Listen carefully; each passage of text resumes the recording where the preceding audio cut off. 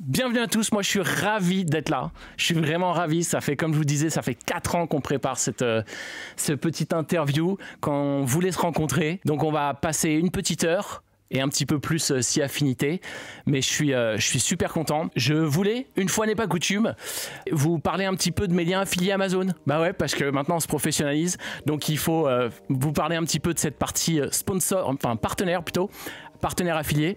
Donc je vais mettre des liens dans la VOD et sur YouTube des offres d'essai de Amazon, Amazon Prime, Amazon Vidéo, Amazon Audible, et c'est les 3 que je vous conseille parce que déjà Prime pour avoir des livraisons gratuites et le lendemain, Amazon Vidéo avec un catalogue de vidéos qui est super intéressant. En tout cas moi, il y a 3 documentaires que j'aime beaucoup dans le catalogue de Prime qui est exclusif. C'est Orelsan, son documentaire, le documentaire sur Jérôme Jarre qui vient de sortir, c'est un YouTuber, son histoire est assez incroyable. Et le documentaire sur Squeezie, merci Internet. Moi, ça, c'est des sujets, comme vous le savez, qui me passionnent. Et je vous parlais aussi de Amazon Audible, qui vous permet d'écouter des livres audio. Et ce qui est intéressant, c'est qu'avec cette offre, vous pouvez tester pendant 30 jours les différentes offres d'Amazon et vous pouvez résilier à n'importe quel moment avant même que ça commence à être payant. Et même moi je le faisais pour la partie Audible, ça vous permet d'avoir un livre qui est associé à votre compte gratuitement à vie. Une fois que c'est terminé et une fois que vous résiliez, le livre il reste à vous. Donc c'est vraiment cool, découvrez ça. Et j'ai envie de vous parler surtout du sponsor de cette émission ce soir, parce que sans eux, eh bien, cette vidéo elle n'existerait pas. Le sponsor, bien entendu, eh bien, c'est Cédric et Tristan de Bikeul. Salut les gars, ça va? Salut à toi. Bah oui, écoute, on est content de te recevoir. C'est vrai que ça fait 4 ans qu'on est en contact, qu'on veut dire régulièrement qu'il faut qu'on se voit. Et puis voilà, c'était l'occasion de le faire pour une fois. En 2020, c'est le premier message que je reçois de la part de Bikeul. Tristan qui m'envoie un petit message sur Facebook, je l'ai retrouvé, qui m'envoie Hey Matt, bah écoute, j'ai vu que tu parlais de Fat Bike, je te propose de découvrir sur notre Facebook le live d'annonce de notre projet. Et tout de suite après, j'ai envoyé un petit message pour dire écoutez les gars, je suis super intéressé. Si vous avez un vélo sur Paris, n'hésitez pas à me l'envoyer, que je fasse une petite review. Et après, je t'ai eu toi au téléphone. Et de là, on s'est dit, bon, il faut que tu viennes à Annecy, etc. Bah ouais, dès que je peux. Et maintenant, ça fait 4 ans et on est là. Est-ce que vous pouvez vous présenter, du coup, et me parler déjà du début du projet? Je pense qu'on peut commencer par la rencontre. Avec Tristan, c'est des copains qui nous ont présenté. On partage des passions qu'on a en commun pour la mécanique en général. Les véhicules anciens aussi. Donc on s'est retrouvés dans un garage au 2e sous-sol d'une banque sur Annecy, le Tripot, ça s'appelait. C'était plus un repère pour aller boire des bières en semaine entre copains que pour vraiment bricoler. Mais à l'intérieur de ce Tripot, on trouvait des vieilles motos, une vieille Mini Austin sur le parking tous les deux. On s'est retrouvés un soir en se disant c'est marrant, on a la même voiture qui fuit, qui fait de la fumée, qui consomme beaucoup trop, qui n'est pas confortable, mais qui est stylée. Et on s'est dit tiens, ça faisait vachement de points communs qui nous ont amené à en savoir plus l'un sur l'autre. On a beaucoup bricolé ensemble au début sur ces projets-là. Toi, tu travaillais chez un constructeur? Ouais, je bossais chez un constructeur de motos sur Annecy qui a fermé depuis, donc c'était la société Lazarette Automoto. Véhicules futuristes, motos volantes, voitures amphibies. J'étais responsable du bureau d'études dans cette boîte. J'ai passé 8 ans dans cette boîte. Et donc avec Tristan, on s'est retrouvés dans ce garage à refaire le monde, à boire des bières, manger des burgers et à se dire qu'est-ce qu'on pourrait faire ensemble. Ouais, moi j'étais en poste à l'époque aussi, j'étais chef de projet dans une PME sur Annecy, dans le milieu des turbos automobiles. Donc je gérais tout ce qui était les nouveaux projets, les prototypes, etc. jusqu'à l'industrialisation, donc plutôt la partie indus quoi. Et un jour j'ai été licencié économique donc j'ai eu l'opportunité pendant un an de me poser des questions. C'est tombé un peu en même temps que le Covid, donc j'ai eu du temps pour faire plein de choses, découvrir d'autres métiers, etc. Et puis c'est à ce moment-là où j'ai commencé à brancher Cédric sur écoute, moi j'ai une opportunité, j'avais du temps devant moi, après j'allais attaquer des droits, et puis je lui ai dit bah, en gros c'est maintenant ou jamais pour moi, quoi. Est-ce que toi, je sens que tu es un peu au bout de ton expérience pro là en ce moment, est-ce qu'on réfléchirait pas à faire quelque chose ensemble, quoi, vu qu'on a des passions communes et que voilà, on est un peu deux rêveurs aussi tous les deux. On savait pas ce qu'on allait faire encore, c'était l'anecdote de planter des patates et dire ouais on va juste faire autre chose. Après ça a très vite pris la forme de roues. Ouais. très très vite. D'abord un truc super puissant. Ouais, alors au début c'était la moto électrique, ouais. Mais très vite tu fais les calculs, tu te dis bon déjà on va sortir un véhicule qu'on sera pas en mesure de s'acheter nous, tu vois, donc c'était pas hyper cohérent. On s'est dit en termes de développement, déjà si on doit faire un proto, ça va être vite compliqué. Ouais, d'abord il y a eu le garage, la réparation, l'entretien, il y avait la customisation de moto d'abord, donc tout le cheminement. Après on est parti sur l'électrification du coup. Et puis et après on s'est dit bon le vélo quand même, l'avenir demain en ville, forcément, quoi. Par contre, c'est le vélo tel qu'on le connaît depuis des décennies et des décennies. C'est moche. C'est moche, quoi. C'est moche, c'est pas confortable. C'est monoplace, bon voilà. Tu peux pas rester assis sur la selle en mettant les pieds par terre parce que tu tombes, t'es trop haut sur la selle. Et puis tous les vélos se ressemblent, quoi. Ouais. Donc là on s'est dit pourquoi pas marier le meilleur des deux en fait, de la moto légère, de la mob, qui t'offre vachement de liberté, et puis le Solex. Ouais, le Solex, la 103 de l'époque, et puis le vélo électrique avec cette techno qui est quand même hyper adaptée à nos déplacements urbains, périurbains aujourd'hui, quoi. Ouais, on avait testé sur un VTT électrique que j'avais fabriqué pour mon grand-père. On avait juste mis un petit moteur dans la roue arrière et une batterie dans le cadre, et les premières fois qu'on a roulé juste avec un truc tout simple où tu mets un coup de pédale et ça t'entraîne avec une batterie 400 Wh, un truc ça marchait super ridicule.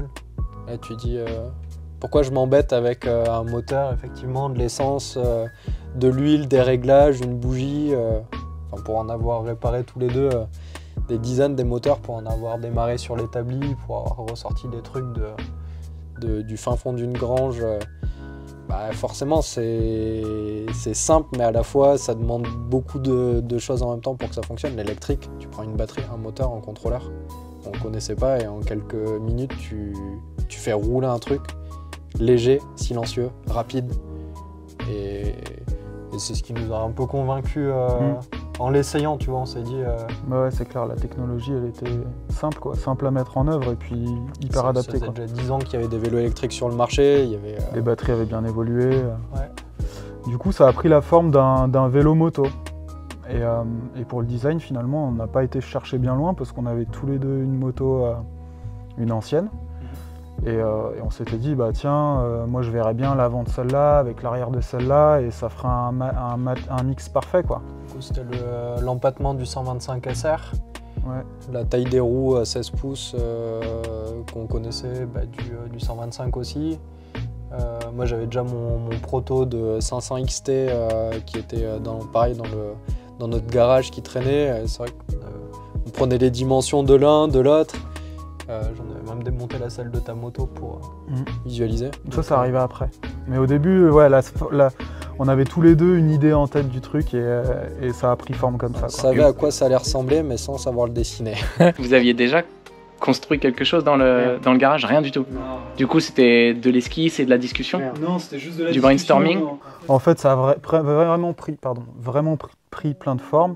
Donc la moto, après on s'est dit on va faire un truc un peu plus compact, la taille des pneus, enfin voilà, on avait tous les deux une idée du design en tête, mais sans jamais l'avoir posée, en se disant ouais, ça ressemblera un peu à ci, à ça. Mais il y aura des poignées Vans. Il y aura des poignées Vans parce que c'est stylé. Je crois que c'est le premier truc qu'on a commandé, c'est une paire de poignées Vans. Et en les voyant, on s'est dit il faut qu'avec ces deux poignées, on fasse un vélo. Après, il y avait un truc aussi, c'est qu'on n'était pas d'accord sur le choix des trucs, tu vois, la selle, le machin. Et on s'est dit, en fait, comme la bécane, il faudrait que chacun, tu vois, qu'on puisse chacun faire le sien, quoi. Donc le personnalisable, il était déjà là, ça faisait partie du truc pour nous, quoi, dans la définition du... Le nom, vous l'aviez genre juste avant de faire le week-end startup? Non, c'est pire que ça. C'est pire que ça. On n'était pas d'accord sur le nom jusqu'au startup week-end où on a dit, bon, de toute façon, là, il faut marquer un truc sur l'enveloppe parce que sinon, on ne pourra pas participer, il nous faut un nom. Mais le nom, c'est dans l'été, on est tous les deux partis en vacances. Après, ça te dit, toi, tu me disais, je vais me consacrer au projet à 100%. Moi, j'étais là, non, j'ai un taf depuis 8 ans, je vais pas le lâcher comme ça, je t'aiderai un peu le soir. Je te file un coup de main. J'avais discuté avec mon pote Jérôme, comment on fait pour trouver un nom. Tu vois, on était là, et il faut un point de départ, comment on va appeler le projet avant de faire un logo, avant de faire un design. On a pris le problème à l'envers. Ça va être stylé. Ça va être stylé, ça fait comme ça. Voilà, et non, c'est en arrivant sur un bar avec une vieille bicyclette de grand-mère, flanc blanc, éclairage jaune avec sur le garde-boue avant, garde-boue chromé, guidon hollandais. Je me pointe à un bar, je me garde devant, je le mets sur la béquille et il y a un groupe de jeunes qui dit « Putain, ça c'est les bikers du futur ». Et je venais juste d'arriver avec la bicyclette qui faisait du bruit parce qu'il y avait la dynamo sur le pneu et l'éclairage jaune, je leur avais éclairé la tronche en arrivant. Et j'entends « biker du futur » dans la bouche d'ados de 15-16 ans. Et je me dis, mais c'est qu'un vélo. Et tu vois, c'est ça qu'on a voulu transposer à travers le nom.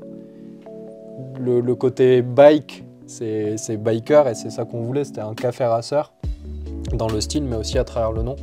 Et du coup, on a construit le mot bicycle en allant chercher la fin de motorcycle, et le début de bike. La moto, et bike, le vélo en anglais, et du coup, c'est devenu bicycle. En fait, on l'a appelé au bicle. On l'a appelé comme la marque pour nous a défini le produit avant tout. Ouais. Et j'avais une autre idée de nom. J'avais proposé des noms français. Il y avait Léon, mais finalement, t'as appelé ton fils comme ça. C'était déjà pris. C'était déjà pris. Et Bicycle, le soir du Startup Weekend. Ouais, du coup, je lui dis, bon, là, il y a un Startup Weekend, viens, on y va, on présente le projet. C'est quoi le Startup Weekend? C'est quoi le Startup Weekend? Startup Weekend, c'est un événement qui dure 54 heures. Tu arrives avec un projet, tu constitues une équipe, enfin, tu le pitches déjà, tu le pitches devant le public. Si ton projet est parmi les projets retenus, tu constitues une équipe parmi les gens qui sont présents et qui veulent te rejoindre, donc tu dois un peu les soudoyer, etc. Non, mais leur vendre le projet déjà vendre le projet pour qu'en fait ils viennent dans ton équipe. Tu as 120 participants, tu peux constituer que 11 ou 12 équipes le vendredi soir, donc tu pitches, tu as 1 minute pour pitcher. Et après, tu as 11 équipes qui sont constituées, mais tu as 30 ou 40 personnes qui pitchent sur les 120 participants. Sur les 120. Donc il faut déjà être sélectionné le vendredi soir, sachant qu'en face de toi, tu as des gens qui vont pitcher aussi et ils vont pas te choisir. Ouais. Et puis, tu as le reste du public à aller chercher pour ton projet. Et après, tu bosses sur ton projet pendant 54 heures jusqu'au dimanche où tu présentes ton projet devant un jury composé de professionnels, tu as des experts, des entrepreneurs, des banquiers. Et puis là, après, tu es retenu ou pas, quoi. L'équipe dans le Startup Weekend, c'est qui? C'était quoi au final? C'était quoi votre équipe? Alors nous, on s'est pointé à deux, on connaissait pas du tout l'événement. On avait regardé des vidéos YouTube des éditions précédentes que 2 jours avant, donc on s'est rendu compte qu'on n'était pas du tout prêt. A priori, les gens qui arrivent là-bas, ça fait 1 an qu'ils bossent le truc. Nous, on avait le nom, enfin on n'était déjà pas d'accord sur le nom, on avait juste l'idée. Mais bon, le projet s'appelle Startup Weekend, de l'idée à la startup. Donc on s'est dit, c'est bon, on remplit les conditions, on a une idée. Donc on s'entraînait toute la semaine pour faire un pitch qui au début durait 10 minutes, il fallait en faire une. Donc on s'est dit, on va parler à tour de rôle pendant le pitch, on va faire 2 phrases chacun. Ouais, genre keynote, mais en fait, t'as clairement pas le temps, quoi. Voilà, donc, et en fait, au moment de monter sur scène, ils nous disent, non, il n'y en a qu'un qui y va. Donc moi je monte sur scène, j'ai sorti mes 2 phrases. T'as fini au bout de 30 secondes, voilà. J'ai dit... Alors, je m'appelle Cédric avec mon associé Tristan. Lui, il est ingénieur, moi, je suis prototypiste. On veut fabriquer un vélo en France qui soit stylé et réparable. Et voilà, je suis parti m'asseoir et là j'ai vu le chrono qui tournait 30, 31, il restait 30 secondes. Et on a pitché comme ça, voilà. Un vélo stylé, réparable, personnalisable. Ouais, c'est ça. Voilà, c'est tout. Après, la suite, c'était toi qui devais la dire, mais j'étais déjà assis. Et c'est comme ça, donc tout le monde fait son pitch. Et il y a Vincent qui vient nous voir. En fait, on connaît personne sur l'événement. Il faut se remettre dans le contexte. Ça fait, on a eu le Covid avant. On n'était pas tout à fait sortis, on avait les masques et tout. On avait les masques. On était à une semaine du premier couvre-feu. C'est-à-dire qu'on était entre le confinement et le premier couvre-feu. Donc là, tu fais ton premier événement depuis 6 mois où il y a 100 personnes dans une salle avec des masques. Personne n'a chopé le Covid ce week-end-là. Mais déjà, nous, on y allait parce qu'on nous avait dit qu'il y avait des bières, des duos et des gens. Ouais, et puis que c'était quand même l'occasion de confronter un peu notre idée. Ouais, de la confronter au public. Et l'équipe, donc Vincent, lui, il venait du bikepacking. Il a monté Batsoul, c'est lui qui fait les sacoches. Ah, ok. Et donc on le rencontre ce jour-là, il est développeur web, il donne des cours. Donc il rejoint notre équipe en nous disant je fais du bikepacking et je veux faire du bikepacking et je sais faire un site internet, je viens avec vous. Mehdi à l'époque il n'était pas encore président de Rouleco, mais il était déjà passionné de restauration de vélos. Il a des vélos de contre-la-montre incroyables. Et du coup il nous dit voilà, moi je suis... Mehdi qui travaille avec nous aujourd'hui. Depuis, qui est notre directeur de production chez Bicycle Europe. Donc à l'époque, on le rencontre et voilà, il nous rejoint. Il y avait Pauline, Pauline qui est dans la com, Isabelle Neveu. C'était une grosse équipe. Oui, et puis que des gens qui avaient envie de participer au projet et le suivre pendant tout le week-end. Okay. Donc avec ces gens-là, en fait, t'as 54 heures, mais tu les as même pas. En fait, le lendemain soir, il faut que tu aies déjà ta présentation de prête pour le jury du dimanche. Donc en 54 heures, tu pitches, enfin c'est du pitch jusqu'à la présentation au jury. Entre les deux, il faut dormir à peu près 2 fois. Et tu as une journée pour, comme on n'avait rien. Ouais, 2 journées, ouais. Pour tout faire en fait, vraiment ton business plan. Nous, on arrivait les mains dans les poches, donc ça veut dire que tu fais un prévisionnel financier. Okay. Il faut que tu exposes ton business modèle. Ouais. Tu vas vendre, tu vas louer, tu vas fabriquer, combien ça va coûter, comment tu vas distribuer. Combien tes marges. Voilà. Vous avez, t'as 2 heures, nous on a eu 2 heures devant l'équipe où ils étaient là, mais donnez-nous des chiffres, donnez-nous... Ah oui, ils nous ont tordu. Ouais. Alors c'est quoi l'idée Ouais, ok. C'est pas mal, vous en êtes où et on s'est fait un peu maltraiter, mais ça nous a bien boosté. C'était surtout financier la présentation, où vous avez pu montrer un prototype ou un dessin? Alors, en fait, le but du Startup Weekend, c'est de repartir avec une preuve que ton projet il peut fonctionner. Quand c'est possible. En tout cas, il faut montrer que c'est viable financièrement, que voilà, tu as tout ton réseau de distribution. Que tu es prêt. Nous, on n'était pas prêts du tout. Mais du coup, oui, on a fait une esquisse, on a fait un photomontage. Un GIF. Ouais, un GIF. On changeait les composants parce qu'il était déjà personnalisable. On a fait un questionnaire qu'on a diffusé sur des groupes de vélo taf, etc. En disant, est-ce qu'un vélo dans cette forme-là, ça vous plairait? Combien vous seriez prêt à mettre dedans? On a récupéré des datas. On a touché peut-être 20 000 personnes juste en l'envoyant sur tous les groupes qu'on a trouvés. Je sais plus combien de retours on a eu quand même. Ouais, Mehdi, c'était énervé. 400, il avait envoyé retours, à tous les groupes. Tu vois, Annecy, bon plan Chambéry, bon plan Paris. Enfin, à chaque fois qu'il trouvait un groupe, il s'inscrivait dessus et il envoyait le questionnaire à tout le monde en se disant on verra quoi. On s'en fout. Et c'était un Google Form, donc les gens y répondaient avec leur adresse mail. Et les questions c'était est-ce que tu es prêt à mettre 2000, 3000, 4000 € dans un vélo? Est-ce que si tu voulais un vélo électrique, ça te plairait qu'il soit de ce style-là ou de ce style-là? Est-ce que s'il avait fabriqué en France en plus, tu vois, le questionnaire il était un peu dirigé vers ce qu'on voulait vendre. Mais du coup, dans les réponses qu'on a eues, il y avait sur 500 ou 600 personnes qui nous ont répondu. Il y en a peut-être une soixantaine qui nous ont dit moi je suis prêt à acheter un vélo. Si vous avez un vélo que je peux acheter dans les 2000 €, je suis prêt à le commander aujourd'hui. Enfin, tu vois, ça nous donnait des pistes.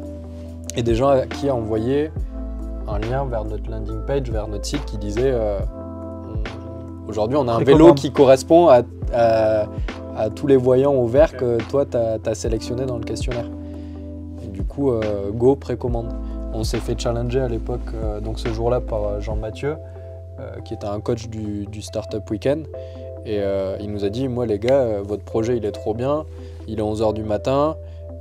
À 14h, si je peux commander votre vélo en ligne sur votre site internet, je vous achète votre premier vélo. Je suis votre premier client. Donc nous on est comme des fous. Vincent il nous fait la landing page, Pauline a fait un logo, avec Clémence ils sont tous partis en mode on met ça sur le site, les visuels, les prix, etc. En fait on savait même pas combien il allait coûter à fabriquer, il fallait déjà qu'on ait un prix de vente. Donc on était parti sur 2500 € le prix public, le premier prix du Bikeul. Et allez, pour 2000 € précommande, tous ceux qui en veulent un. Avec 200 € de dépôt pour réserver son vélo. Tu versais 200 € maintenant. Remboursable et annulable à tout moment. On vous les rend si le projet final ne vous plaît pas, vous pouvez le rendre. C'était sur PayPal, donc c'était sécurisé. On a un pote qui nous a filé son compte PayPal Pro, parce qu'on ne pouvait pas intégrer un lien PayPal sur un site sans avoir une entreprise derrière.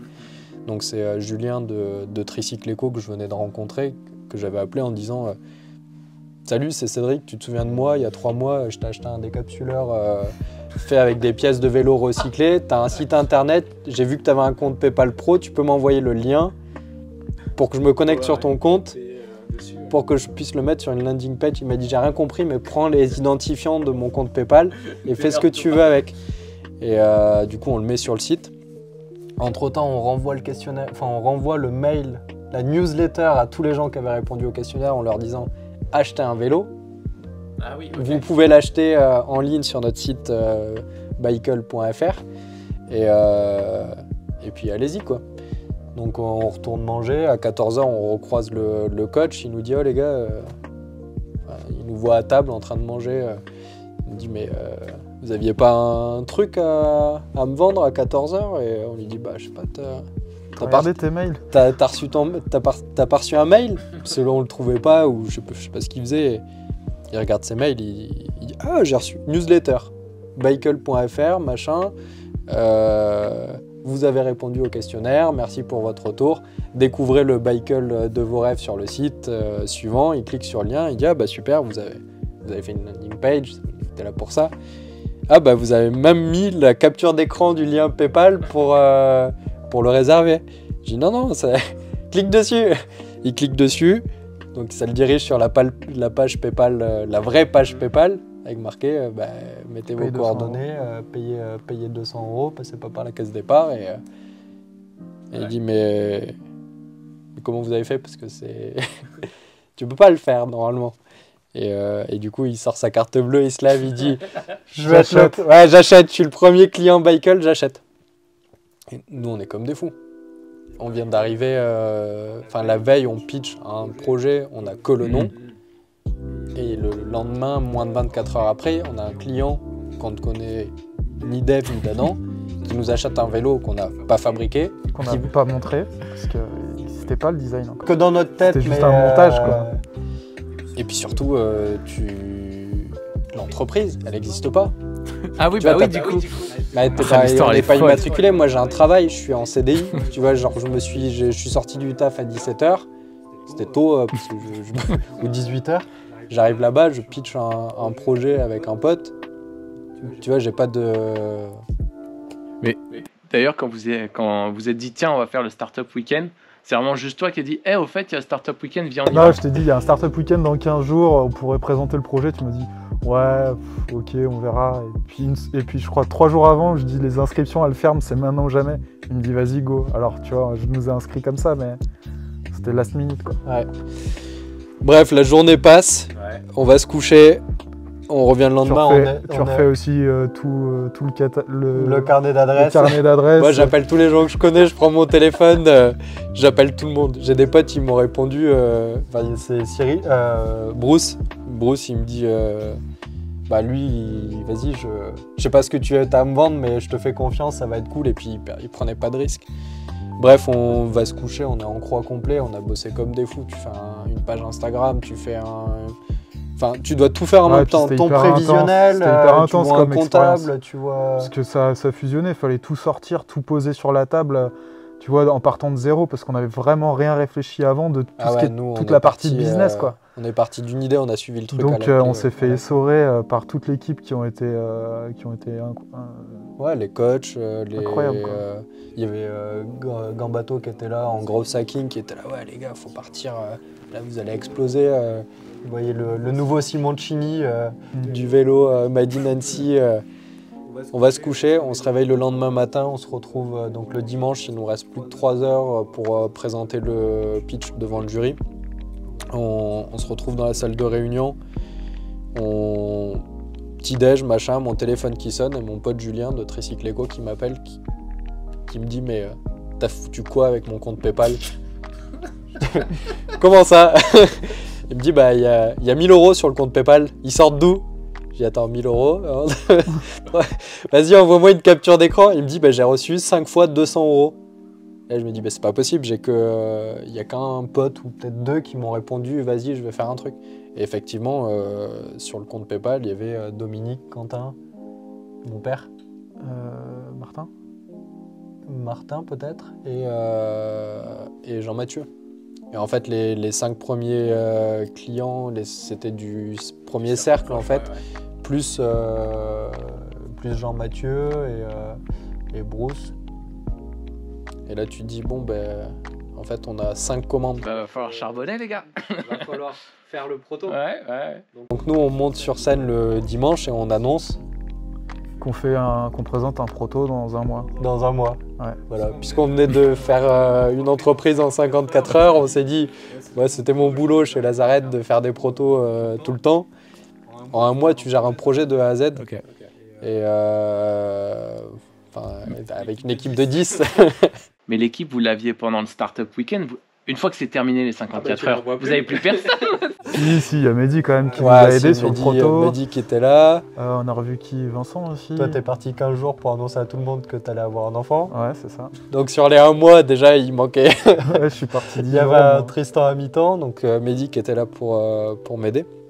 Et en fait, on a dessiné le vélo sur le tableau. À l'échelle, on a posé 2 roues, on a tracé les contours. On a acheté un fat bike sur le bon coin. On a posé sur la table le design qu'on avait en tête mais qu'on n'avait jamais dessiné. On avait les 2 bécanes sous les yeux, on a fait le mix des deux. Ensuite, on a acheté des tubes. Cintré des tubes. Cintré des tubes avec la cintreuse, puis fini à la main. On a tout posé. À la lime, on limait les tubes un par un pour ajuster les uns avec les autres. Tout posé, tous les tubes, scotchés. J'ai le souvenir de... On s'est assis dessus en se disant, ouais, les pédales, faut qu'elles soient là, la selle comme ci, comme ça. Tout scotché. Mecs ont jamais fait de vélo de leur vie, tu sais. On a pris une photo, on a envoyé aux gens, ils disaient... T'es sûr là? Vraiment, j'ai le souvenir de mon père, je lui envoie la photo, j'espère qu'il nous regarde, je lui envoie la photo pour lui dire voilà, on en est là, t'avais la roue avant, la roue arrière, le cadre et le design, moi j'en étais trop content de cette boucle arrière. Ouais, mais ça sortait rien, tu vois, nous on l'avait en tête. Mais... Et j'envoie la photo à mon père et il me répond t'as déjà démissionné? Voilà. Et donc 4 semaines jour pour jour, parce qu'on avait déjà annoncé la date, l'heure, tout pour dire le samedi à 20h. Dans un mois, jour pour jour, on vous dévoile le vélo en live. Du coup, vous le dévoiliez à qui? Parce que c'était... Je veux dire, ils font genre un follow-up, ils font un week-end de follow-up, le Startup Weekend ou... Ah oui, bah entre-temps, on a gagné le prix coup de cœur du jury le dimanche. C'est-à-dire qu'on est passé devant le jury le dimanche. Bon, on avait déjà prévendu 5 vélos, donc ouais. Ils pensaient qu'on mentait, mais c'était vrai. Nous, on le savait. En fait, ce qu'on avait gagné, c'était ça. Tu vois, pour nous, la victoire du Startup Weekend, c'était d'avoir une preuve de marché, quoi. D'avoir une preuve de marché. Ça a été plus compliqué pour moi le lendemain d'aller annoncer dans la boîte dans laquelle j'étais depuis 8 ans que j'avais un projet de vélo électrique, sachant qu'on fabriquait que des trucs avec des turbines et des gros V8. Et mon patron m'a dit, bah, tu vois la porte par laquelle t'es arrivé, tu peux la reprendre dans l'autre sens. Et ouais, en fait, on a remporté le meilleur esprit d'équipe. parce que on s'est trop bien entendu avec tout le monde et puis surtout on a Une énergie de fou. ouais, meilleur esprit d'équipe et on a eu le prix coup de cœur du jury. Donc tu pars avec déjà de la confiance dans ton projet. C'est le plus important parce qu'on n'en avait absolument pas. Genre, nous on n'y croyait pas, merci à ceux qui ont cru. Et puis un petit accompagnement du Grand Annecy pour la création de l'entreprise, du réseau Initiative Grand Annecy qu'on a rencontré plus tard. On pourra en parler sur tout ce qui a été financement par la suite. Mais surtout, nous, le but, c'était qu'il fallait qu'on présente le projet, parce que maintenant, il fallait qu'il soit réel.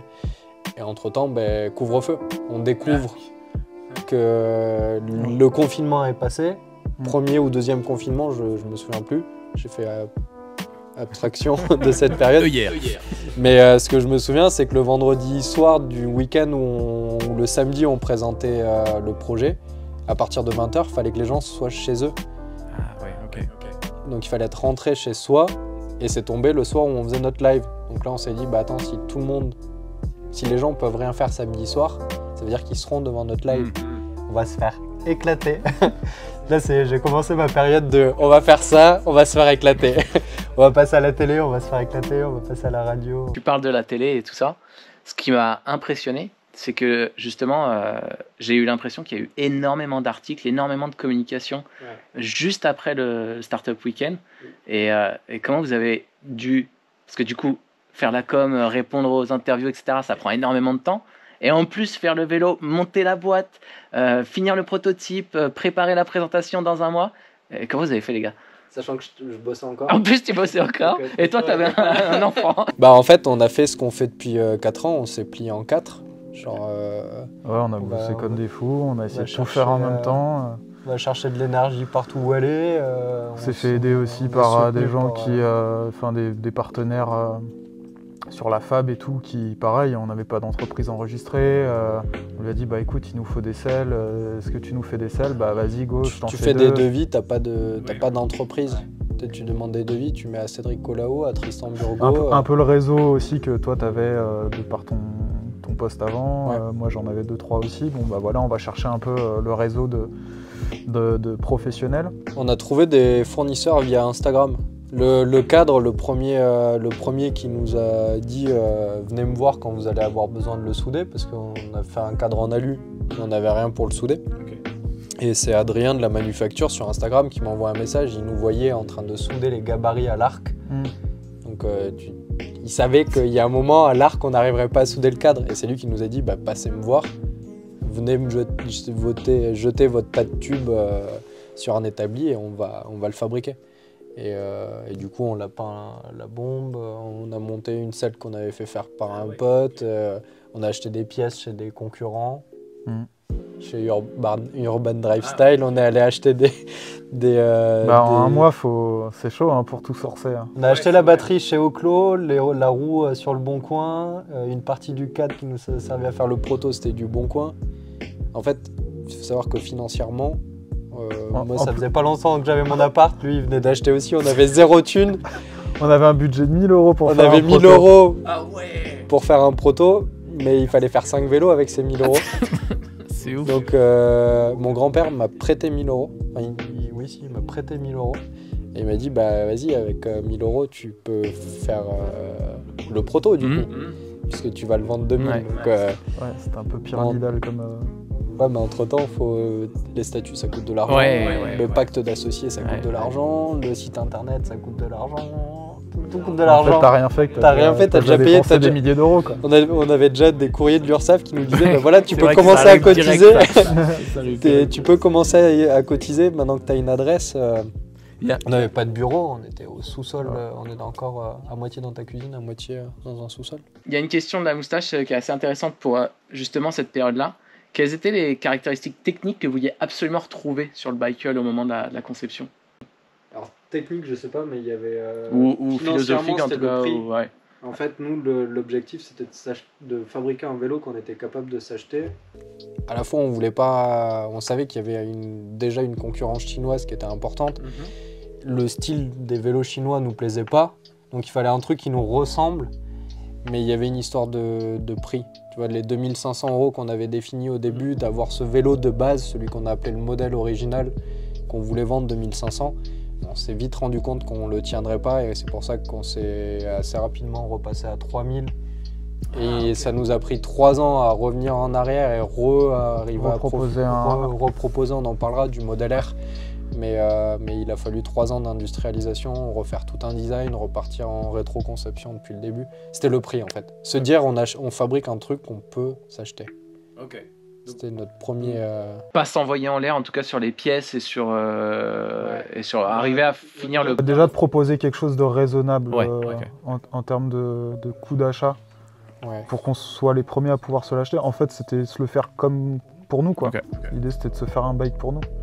Et après, en termes de cahier des charges techniques, bon, il y avait la ligne générale, ça c'était figé. Une roue devant, une roue derrière. Une roue devant, une roue derrière. Le moteur roue. Que ce soit assez sympa. Alors, le moteur roue, très cool, parce qu'il y avait toujours le choix du moteur pédalier, le moteur roue, etc. Nous, on a fait le choix du moteur roue pour son côté justement un peu on-off, un peu mobilette, quoi, et qui correspondait tu montes dessus, parfaitement. Tu fais semblant de pédaler, il avance. C'est un choix, quoi. C'est pas par dépit qu'on l'a fait. Pas de capteur de coupe parce qu'on voulait pas forcer sur le vélo. Okay. En fait, tous les choix qu'on a fait, on se les a pris dans les dents derrière. Pourquoi vous avez pas mis du moteur pédalier? Parce qu'on voulait pas solliciter la transmission. Tu vois, le côté, t'as le moteur dans le pédalier, c'est cool, mais en fait, ta cassette, ta chaîne, ton pédalier, ton derrière, tout ramasse. Tu fais 500 bornes avec le vélo, c'est nul. Nous, on avait envie d'un truc qui roule presque sans chaîne. Et le bicycle, c'est ça. Tu as la chaîne, ton capteur de cadence, il est là pour envoyer le signal qui dit que ton vélo, il avance. Et t'as pas besoin de forcer sur tes pédales pour qu'il avance. La taille des roues, ça a été défini direct quand on a vu. C'est l'équivalent 16 pouces moto. C'est ce que j'avais sur la 125, ça correspondait parfait en termes de proportion à ce qu'on voulait, quoi. Donc on s'est dit ce sera ça, c'est sûr. L'empattement, c'est l'empattement du 125, c'est 1,60 m. On voulait un truc stable.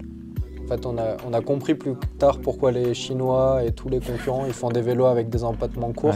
C'est une histoire de longueur de carton pour pouvoir les mettre dans les conteneurs. Les palettes, etc. Dans ce sens-là, sur les palettes, etc.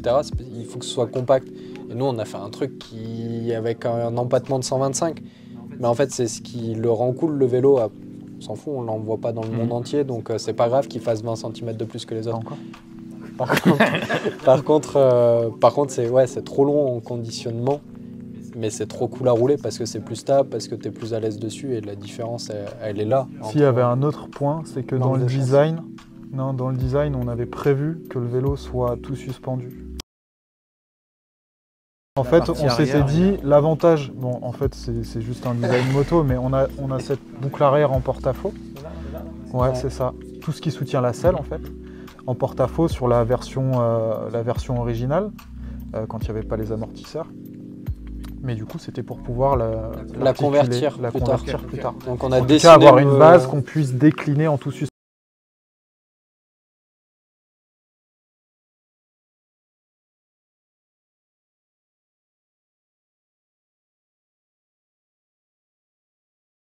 Le modèle original a été dessiné en sachant que à terme, on rajouterait une paire d'amortisseurs et qu'on suspendrait le bras aussi.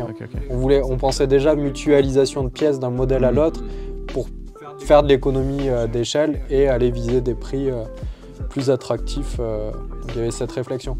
On s'est rendu compte que sur la version origine, en fait, il y avait beaucoup trop de tubes pour rien. C'est pour ça qu'on a dû refaire un design plus tard.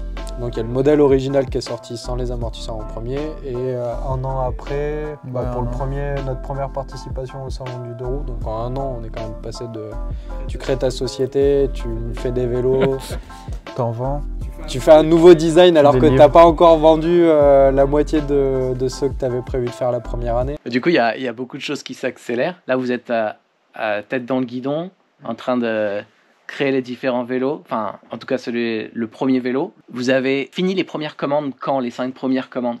Avant de finir les premières commandes, il fallait des sous. On s'est pas rendu compte quand on a vendu des vélos en précommande avec 200 € d'acompte. Quand tu pars de zéro, puisqu'on est parti de zéro, t'as pas d'argent. Comment t'achètes les pièces pour faire les vélos que tu dois livrer? C'était la première question, à laquelle on n'avait pas pensé, c'était ça. Donc le comptable nous avait dit c'est facile, tu vas faire un prêt, tu vas aller à la banque et tu vas demander... Alors d'abord, on a commencé à vendre d'autres vélos, Ouais, mais pas en précommande, ouais, on s'est qui dit, finançaient les premiers. Ah, ok. Bon. Madoff. Et non, surtout là, on est rentré dans un... Tous ceux qui sont chefs d'entreprise ou qui ont des projets d'entrepreneuriat, ils pourront en témoigner. Les banques prêtent de l'argent à ceux qui ont de l'argent. Quand on n'a pas, c'est un peu plus compliqué. Nous, on avait des commandes, mais pas d'argent. En fait, les banques nous ont expliqué, on a mis du temps à comprendre que les banques ne voulaient pas nous prêter d'argent parce qu'on n'était pas capable nous-mêmes, en développant notre business, De grandir tout seul. de grandir tout seul. Ok. C'est-à-dire que plus on vendait de vélos, si on prenait que des acomptes, Vous avez besoin Plus d'argent. il nous faut et du plus cash il nous et du fallait prêt, d'argent ouais. pour livrer Ouais. ces mêmes vélos qu'on avait vendus. Donc on avait un besoin en fonds de roulement qui était délirant. Et en fait, c'est en discutant avec ceux qui nous accompagnent depuis quasiment le début de l'entreprise. Donc on a monté l'entreprise en février, il s'est passé quelques mois. On a intégré le réseau Initiative Grand Annecy. Donc il y a un réseau national, donc le réseau Initiative France. Et là, on a été suivi par des gens qui font que de l'accompagnement de création d'entreprise ou de reprise ou de croissance d'entreprise. Et ils nous ont dit, en fait, il ne faut pas demander un acompte. Il faut se faire payer le vélo en entier, sinon tu ne vas pas avoir les sous pour fabriquer le vélo que tu viens de Après, vendre. à l'époque, c'était moins commun. À l'époque... C'est le Covid aussi qui a amené un peu les mentalités à changer, dans le sens où, comme il y avait des ruptures, T'achetais un vélo en magasin, il était dispo. Oui. Avant le tout de Covid, suite. t'achetais un vélo en magasin dispo. Ouais. s'il n'était pas dispo, tu mettais un acompte et puis... T'attendais. t'attendais. Et après le Covid, les magasins ils disaient tu me payes le vélo et je le reçois dans 6 mois, et dans 6 mois tu viens le chercher. Donc il y a eu ce changement de comportement. Et entre-temps, nos clients ont compris qu'effectivement, pour qu'ils puissent s'acheter un vélo et que le délai de livraison soit court, nous on met quasiment 6 mois entre le début de la fabrication du vélo, on part de la matière première jusqu'au vélo fini. Les 5 premiers mois, c'est tout le travail en off que personne ne voit. Il faut déjà investir de l'argent pour lancer de la fabrication de selles, de batteries, de cadres, Pour de maintenir composants. un délai entre ta commande et ta livraison qui reste le plus contenu possible, malgré la personnalisation et tout, tu vois. Donc c'est quand même... Donc un client qui vient et qui paye son vélo est déjà propriétaire de toutes les pièces que nous on a sur l'étagère. Et en fait, c'est ça qui nous a permis d'avancer, c'est que les gens payent à la commande. Et attendre un petit peu. Et attendre entre 4 et 8 semaines en fonction des périodes, des dispos de pièces. Donc il y a tout un taf de réassort, d'anticipation avec la saisonnalité, parce que forcément en hiver tu vends pas beaucoup, en été tu vends beaucoup. Il y a une gymnastique à faire au niveau trésorerie, stock, comptabilité qui est... Pilotage assez fin, quoi. Et du coup, tout ce qui est première commande, le début de la suite des premiers nouveaux prototypes que vous avez déjà lancés... On a eu une commande de... Alors je crois que jusqu'à la 12e commande de vélo de particulier, on n'en avait toujours sorti aucun. Donc là tu commences à stresser. On avait des étagères derrière nous et on empilait des pièces, on les étalait pour rassurer tout le monde. Pour remplir les étagères en disant on a des pièces. On peut le dire, le proto, on a changé... pendant 6 mois, on roulait qu'avec le proto qu'on montrait à tout le monde. On faisait semblant de le livrer en disant regardez, lui il a ce vélo, lui il a ce vélo. Le même jour, tu montes le vélo à 2 endroits différents de photos que tu as fait avec avant. pas les mêmes pneus, pas la même selle, pas le même guidon. Donc on l'a démonté, mais un nombre de fois incalculable. Ce vélo. Et en fait, en mois de mai, mars, avril, on a un pro qui nous appelle. Alors, il n'avait pas encore son entreprise lui non plus, mais c'est Cédric Human de Liberty Bike qui nous dit je vous ai découvert sur Facebook, j'adore votre produit, moi je veux en louer. ok. Donc là, tu n'as pas encore livré tes vélos que tu dois faire pour des particuliers. Lui, ça fait 6 mois qu'il nous voit sur les réseaux à faire du vélo, à en vendre, à en livrer. Il nous dit, moi je vous en achète 12. Donc il va à la banque, il fait un crédit pour nous acheter 12 vélos. Crédit qu'il va pouvoir débloquer à la livraison, puisque c'est un pro, pro, il fallait que ça marche comme ça. Donc là, on était déjà pas bien niveau trésor, on n'avait pas encore les prêts bancaires. On accepte une commande pour un pro qui va louer des vélos qui n'ont jamais circulé. Mais l'aventure, à chaque fois, c'est des stories de ouf, les débuts d'entreprise. Ça là est pas mal. On a commandé de quoi faire 25 cadres. À la banque, on leur a dit c'est On a bon, vendu les gars, 25 ouais, vélos. on a 25 vélos vendus. On vous demande quoi? On avait besoin de 120 000 euros. Ouais, 90. 90 000 euros. On avait on a eu du prêt d'honneur. On est passé en comité, donc au réseau Initiative Grand Annecy. On a eu du prêt d'honneur via BPI, enfin via du fonds. En fait, on a emprunté, nous, sur nos têtes, 15 000 euros chacun pour en avoir 30. Ouais. Pour emprunter les 90 000 qui manquaient pour faire le site, la com, enfin tout le plan qu'on avait prévu, il fallait de l'argent en fait pour le réaliser. Vous aviez quelques certificats quoi, pour vous aider du coup entre le Startup Weekend. Des devis. Malgré qu'on avait vendu 25 vélos, on a eu tous les sons de cloche. Vous êtes trop timide, trop mature, trop pessimiste, trop tôt sur le marché. Ah ouais, d'accord, Le vélo électrique, c'est un effet de mode. Enfin, c'est genre tu prends. Je pense qu'on a fait toutes les banques d'Annecy et à chaque fois on se prenait des arguments différents qui refusaient. Enfin, on se prenait des refus et les gens avaient toujours des arguments différents. On était là, mais. À chaque nouveau rendez-vous, tu dis bon ben là maintenant qu'on va savoir comment répondre à ça, celui-là il y avait un nouvel argument qui il y en avait un nouvel et c'est la Banque Populaire qui nous appelle un matin et qui nous dit bah les gars venez signer votre prêt. C'était au mois de mai.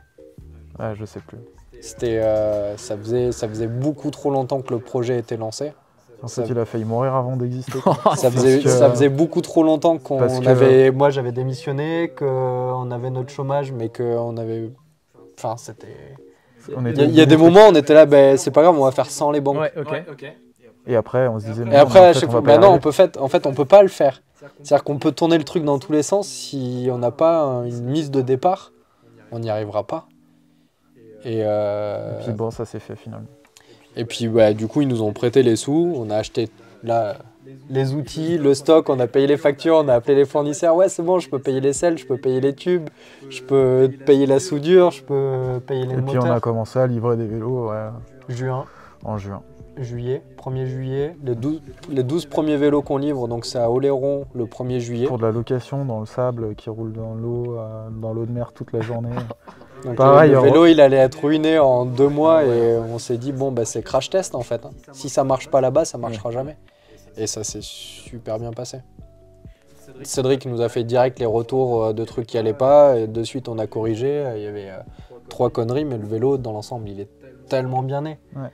Et en fait une fois qu'on a livré les 12 de Cédric à Oléron, il nous a filé, il nous a payé les 12 vélos. Donc de suite tu factures, tu fais du résultat, de suite tu dois de la TVA à l'État. C'est trop bien, tu sais, t'as toujours rien fait, tu t'es toujours pas payé. Tu t'es toujours pas payé. Et là on a pu enchaîner les 12 vélos qu'on suivit, on en a relancé 50 derrière. Ouais. Et à la fin de la première année, donc les 6 premiers mois, t'as battu les bras dans tous les sens pour dire voilà. Et les 6 mois qu'on suivit, on a fait 80 vélos. Ah ouais. C'est-à-dire que de la série des 25 premiers jusqu'à la fin des 50 qu'on suivit, la deuxième commande c'était 50 vélos, à la fin de la première année, donc on s'immatricule en 2021, à la fin de 2021, on a fait 80 vélos. Même un peu plus je crois, presque 90. Vendus. Donc c'est 80, c'est autant de clients qui une fois ont mis un acompte, configuré un vélo, reçu un devis, validé le devis, peut-être essayé le vélo ou certains ils l'ont même pas essayé. Fabriquer le vélo, avoir toutes les pièces pour faire le vélo en sortie de Covid, où là on se prend le retour de Covid. Pas de dispo de pièces, nulle part. Il n'y a plus de pièces. C'est-à-dire que tu n'as plus de chaîne, tu n'as plus de disque, tu n'as plus de pédale, tu n'as plus de cassette, tu n'as plus de roulement. Ouais. Il n'y a plus rien. Puis quand tu as un grand nom du cycle, ça va, tu vois, tu commandes par 10 000 pièces, tu peux négocier un peu avec les fabricants. Donc mais quand tu t'appelles Bikeul et que... Bikeul Europe. Bikeul Europe et que ton volume de commande c'est 50 pièces, vous avez 50 pièces, tu t'es pas pris au sérieux quoi, donc... Donc là on se prend les pièces chères, pas dispo. Et du coup, il faut composer avec ça. Et en fait, la solution, ça a été... ça faisait partie de la conception du vélo. C'était de dire, on va prendre les pièces les plus simples possibles. Du disque en 160, 2 l'étrier mécanique, des cassettes 7 vitesses, 11-28, tous les trucs les plus La chaîne, standards qu'on a trouvés, tout ce qu'on pouvait aller acheter à Decat. Et en se disant, n'importe où dans le monde, tu trouves la pièce, c'est réparable. Le gars pourra le réparer, mais surtout, nous, on peut l'acheter. Et moi, je me souviens être allé plusieurs fois à Decathlon à remplir des caddies qui passaient pas sous le portique du truc, avec la caissière qui me regardait en me disant mais vous allez faire quoi avec tout ça? Je passais les commandes sur internet, ils se faisaient livrer chez Decat les dérailleurs, les commandes de vitesse, les câbles, les freins, les cassettes, et j'allais les chercher, ils me préparaient des caddies qui stockaient dans la réserve en attendant que je vienne les chercher, et je passais dans le rayon avec ma montagne de pièces, et tout le monde me disait mais t'es un malade d'acheter les pièces chez Decat. Prix public. En plus, Prix public. Mais à la fois, c'est ce qui nous a permis de livrer les 80 vélos. Sinon, on livrait pas de vélo. Avant Noël. Avant, enfin ouais, tout ce qu'on avait vendu, il fallait que ce soit livré. Ouais, parce que du coup, la première année, vous avez appris à faire 15 plus 25 vélos. Oui. Et après, Non, 25 plus 50. 25 plus 50. Ouais. Et après, 80. Après, bah, du coup, vous avez fait deux années à Non, 40. c'est c'est 75, 75 75 unités. Et là, on s'est dit, bah, vu que la première année elle est passée, on part sur un nouveau modèle. On va faire Ah oui, la en version plus, toute tu changes de suspendue. modèle. C'est beau. Donc là, on va faire la version toute suspendue. C'est la même, il suffit de mettre un coup de disqueuse, une Ah, le articulation. proto, pareil. Je crois que c'est en 3 Deux- heures de temps, c'était. Ouais. On a fait la story à 17h. Eh, ça vous dit, on sort un nouveau modèle, disqueuse, 2 amortisseurs, 2 vis. Voilà. Dans 15 jours, on est au Salon du 2 roues de Lyon pour vous dépoiler le nouveau tout suspendu. C'est parce que tu es allé faire les rendez-vous à la banque avec la casquette à l'envers. C'est pour ça qu'il n'y avait pas le frais. probable. C'est probable. Non, non, le short. Depuis le début, on s'est dit. Tu te souviens, au Startup Weekend, Venez comme vous êtes. on allait pitcher, on s'est dit. va pas Costard et tout, et on s'est dit non, on va pas se s'inventer déguiser, une vie, on va venir pas- comme on est, et parce que c'est nous quoi, on va tout mettre dans le truc, et on sait jamais. Ouais, Ouais. on Si s'est- c'est s'est Manu jamais Marchand déguisé. qui met des commentaires, pour l'anecdote, et ça on va pouvoir en parler, à l'époque il nous découvre sur Facebook je pense, et moi je lui ai envoyé des messages, c'était un des premiers clients pareil avec qui je commençais à prospect, ouais. discuter, il était prospect, il disait bah, moi j'adore le vélo et tout, et je lui avais dit mais c'est quoi la configuration de tes rêves? Et en fait, il m'avait dit bah, je veux des garde-boue, je veux un feu stop, je veux une selle noire matelassée, je veux la grosse batterie. Déjà, il avait vu un peu toutes les options qu'il y avait sur le configurateur version proto qu'on avait. Et en fait, on a fait une version Model S full black. Ce modèle, on l'a prémonté sur la version sur le proto. Donc j'avais pris le proto et j'avais modifié par rapport à tout ce qu'il m'avait dit. Je lui avais envoyé une photo et je lui avais dit bah tiens, il ressemblerait à ça ton modèle. Il m'avait dit oui. Et en fait, on en a fait un modèle derrière. Ah oui, ok, oui. Ouais. Le modèle S old school, avec le garde-boue, la fourche suspendue, la grosse batterie, c'était C'est son sa modèle. version, quoi. C'était sa version. Top. Il me l'a pas acheté. Hein. Il a acheté 2 ans plus tard, 1 ou 2 ans plus tard, une version d'occasion qui est repassée par chez nous, qu'on a remodifiée pour qu'elle ressemble à la version qu'il voulait et qu'on lui a envoyée, puisqu'il est de Laval. Il roule en bicycle, du coup il a le Model S de full black de ses rêves. Il confirme Mais que le- c'est bien lui. Et il dit, Ouais, purée, mais- j'adore. Mais ouais, c'était, c'est un peu bah, grâce à Manu et plein d'autres clients qu'on a appris à travailler avec les gens en fonction de ce que les gens veulent. On peut pas tout faire, mais on a pris cette habitude de se dire, bah, en fait, ce que tu veux, si on peut le faire, on le fait. Et il y a eu donc le Model S Old School, qui était la même version avec les pneus blancs, la selle marron, les poignées Vans. Bah, c'était ce que une partie des gens voulaient ça aussi. Donc au début, on avait Bicycle, c'était le modèle original que tu Personnalisable. configures. Tu choisis ce que tu veux. Mais Mais en fait, tout le choisir, monde prenait soit du full black, soit du old school. Donc on s'est dit, bah, on va en faire 2 modèles. Et après, on a essayé de construire une gamme. Mais entre-temps, on a rajouté le tout suspendu. On s'est dit, bah, là, en fait, sur le configurateur, il faudrait qu'on mette des couleurs. Donc on est passé par plein d'étapes de personnalisation. rajouter des choses, etc. C'est assez compliqué de Dire non. déjà de dire non et puis de gérer ouais, la construction de l'offre, d'avoir un truc clair quand tu proposes tellement de Ouais. choix. Et des fois, tu dis, mais comment je ferais un vélo incroyable? Enfin, c'est quoi ma vision du vélo? Et tu as un client devant toi qui vient et qui dit, bah, on a une cliente l'année dernière, elle nous dit, moi je veux une fourche Springer, donc parallélogramme à ressort chromé, sur une version TX, donc avec les gros crampons, les amortisseurs arrière, avec une flasque de roue et un requin sur le réservoir. Un sticker personnalisé. Sticker personnalisé et tout. Et là, tu essayes de te projeter, d'avoir la configuration dans ta tête. Tu dis, putain, c'est marrant, j'aurais pas fait ça. On le fait. Et en fait, on a le vélo sous les yeux le jour où la cliente, elle vient le chercher. Elle part avec, elle fait le tour du parking et tu dis, mais en fait, tu vois pas cette personne sur un autre vélo que celui-là. Il lui va trop bien. Le vélo est incroyable. Moi, j'aurais jamais pensé à le faire, toi non plus. Tu sais, quand tu vois la config, tu te dis, mais c'est improbable d'associer tout ça, quoi. D'associer tout ça, et ça marche. Et si tu avais dit non, on va pas le faire, et ben il n'aurait pas eu ce style-là. Et c'est ce qu'on a retrouvé chez la plupart de nos clients. Je pense à Fabien quand il a fait son deuxième vélo. Il a mis 6 mois à le configurer. Mais il avait déjà acheté un bicycle tout suspendu. Enfin, il avait déjà son premier vélo. Il avait son premier vélo, un Model S old school avec les pneus crème. Entre temps, il le vend d'occasion pour s'en racheter un nouveau. Base TS. Base cadre tout suspendu. Okay. Mais il a pris 100% des pièces en dehors du catalogue. C'est-à-dire qu'on avait le vélo 100% configurable. Il nous a pris rien de autre que le cadre et la couleur qu'il avait choisie. Mais jantes sur mesure chromées, fourche à parallélogramme avec des garde-boue englobants. Il venait avec des photos de motos anciennes qu'il aimait bien. Pour référence. Pour dire, je veux une selle comme celle-là, avec ce cuir-là, avec... Et on a fait un... Ouais, ça a été du sur-mesure. Pour Fabien, on a fait un vélo incroyable. Et pour tous les autres, pour tous ceux qui avaient le temps de le faire et aussi un peu de budget, parce que là, on parlait des vélos à 2500. Mais ceux qui nous suivent un peu sur Instagram, il y en a qui râlent. Je pense à Jean-Luc Michel qui dit tout le temps vos vélos ils sont trop chers. Mais c'est que derrière on a des configurations et des... Ouais, vous avez beaucoup de personnalisation. Des demandes. Quand on nous dit je veux 2 batteries, je veux des freins qui n'existent pas, fabriqués en Angleterre, taillés dans la masse, en aluminium anodisé avec de la Duritavion. Forcément à la fin le vélo il sort à 7, 8 000 euros. C'est sûr. Dans des prix que nous on n'avait pas imaginés. Ça existe les vélos à 7 000 euros. Mais nous, dans notre tête, en lançant Bicycle, on ne s'est jamais dit que vous alliez sur ce marché-là. On va aller sur un marché qui peut-être ne nous correspond pas parce qu'on est sur une clientèle qu'on avait l'impression de ne pas connaître. Mais en fait, dans nos clients qui avaient déjà des Bicycles et qui plus tard se sont rendus compte que ça remplaçait la bagnole, la moto, quand tu n'as plus d'assurance, de contrôle technique, de machin.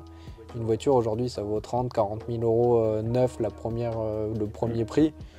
T'achètes un Bicycle à 7 000, ça fait cher pour un vélo. Mais pour l'utilisation que t'en fais, quand tu fais 5 000 bornes par an avec ton Bicycle... surtout avec les pièces qu'il y a dessus, quoi. Il y en a qui peuvent le mettre. Et puis c'est un plaisir aussi, c'est se construire son vélo. Il y a vraiment des belles pièces qui sont sorties, vous pourrez voir sur Insta, mais il y a le vélo de Fabien, là, vraiment le vert anglais à l'ancienne, 2 selles solo. C'est celui-là. Il est magnifique celui-là. Il est magnifique. Après, on en a eu d'autres, dans d'autres styles, mais ce qui nous a manqué, c'est du temps pour tous les montrer. Tu vois, mon regret aujourd'hui, c'est de dire, en fait, on a 350 vélos dans le monde. Et en fait, moi, j'ai que les coordonnées des gens et les factures de ce qu'on leur a vendu. Mais t'as pas la photo. Tous les photographies. On n'a pas client avec le vélo. Et on essaye de le faire. On l'a fait un peu cet hiver. On a essayé d'en shooter quelques-uns. Mais on sort 10, 15, 20 vélos par mois. Et on n'est toujours que 5 dans l'entreprise. Donc on n'a pas toujours le temps de les montrer. Donc on espère juste que vous êtes tous heureux, ceux qui ont déjà des Bicycles, de rouler avec. Et que vous en profitez pour nous, parce que nous, on les voit plus. D'ailleurs, il y a Manu aussi qui souligne, et puis Devurl qui souligne que c'est votre force de pouvoir adapter aux demandes. Et que c'est... Il y a Damien là sur le live, on peut discuter un peu, Damien. Damien, c'est lui qui m'a fait faire un vélo en 15 jours. Pour l'avoir vécu récemment dans un délai hyper serré pour la livraison, je pense que c'est lui. Ouais, ça on le fait pas, les délais comme ça, c'est la dernière fois, Damien, je le rappelle. Non, on a reçu une demande particulière de la part d'un client, c'était pour un anniversaire. Il y avait un anniversaire, ça nous est arrivé quelques fois. On a souvent regretté de ne pas pouvoir pu le faire sur le moment. Comme on n'a pas de vélo en stock, on a toutes les pièces pour faire des vélos. Mais si tu as besoin d'un vélo pendant 15 jours, malheureusement, les gens ils vont à la concurrence. Ou ils vont chercher de l'occasion. Comme il y a un marché de l'occasion qui s'est créé.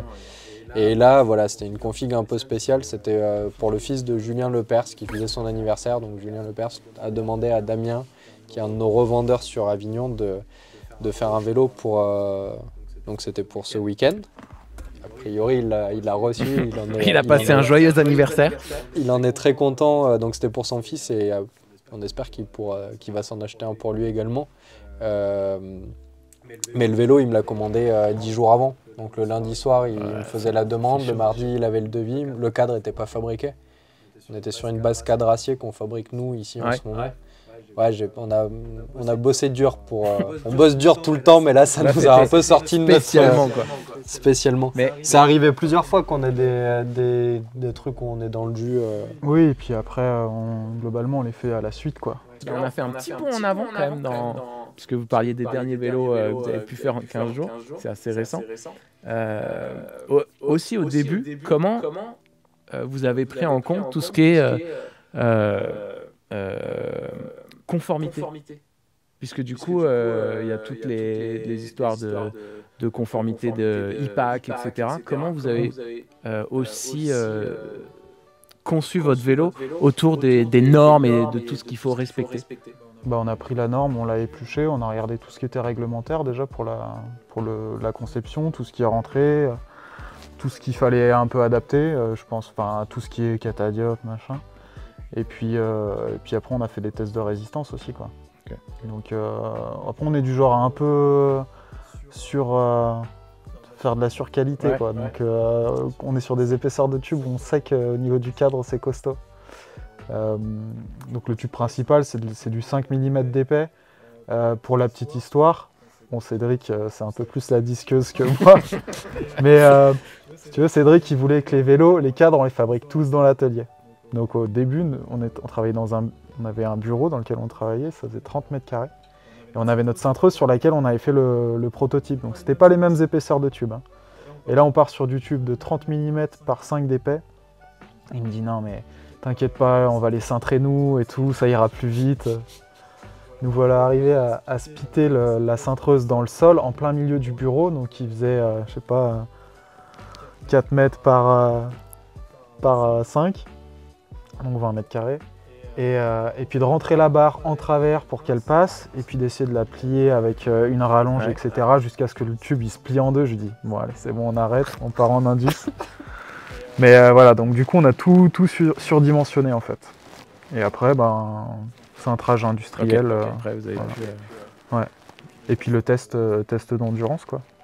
Ouais, parce qu'il y a quand même des certificats de conformité à avoir une fois que vous finissez le modèle.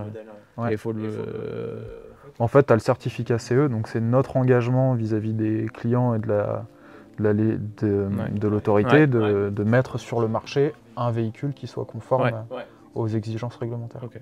Donc c'est notre responsabilité. C'est votre responsabilité, mais il n'y a personne qui est venu le vérifier, le certificat CE. Tu peux être en auto-certif. Ouais, voilà, c'est ça. Le CE, tu peux être en auto-certif. Mais vous n'avez pas eu à faire une conformité du modèle?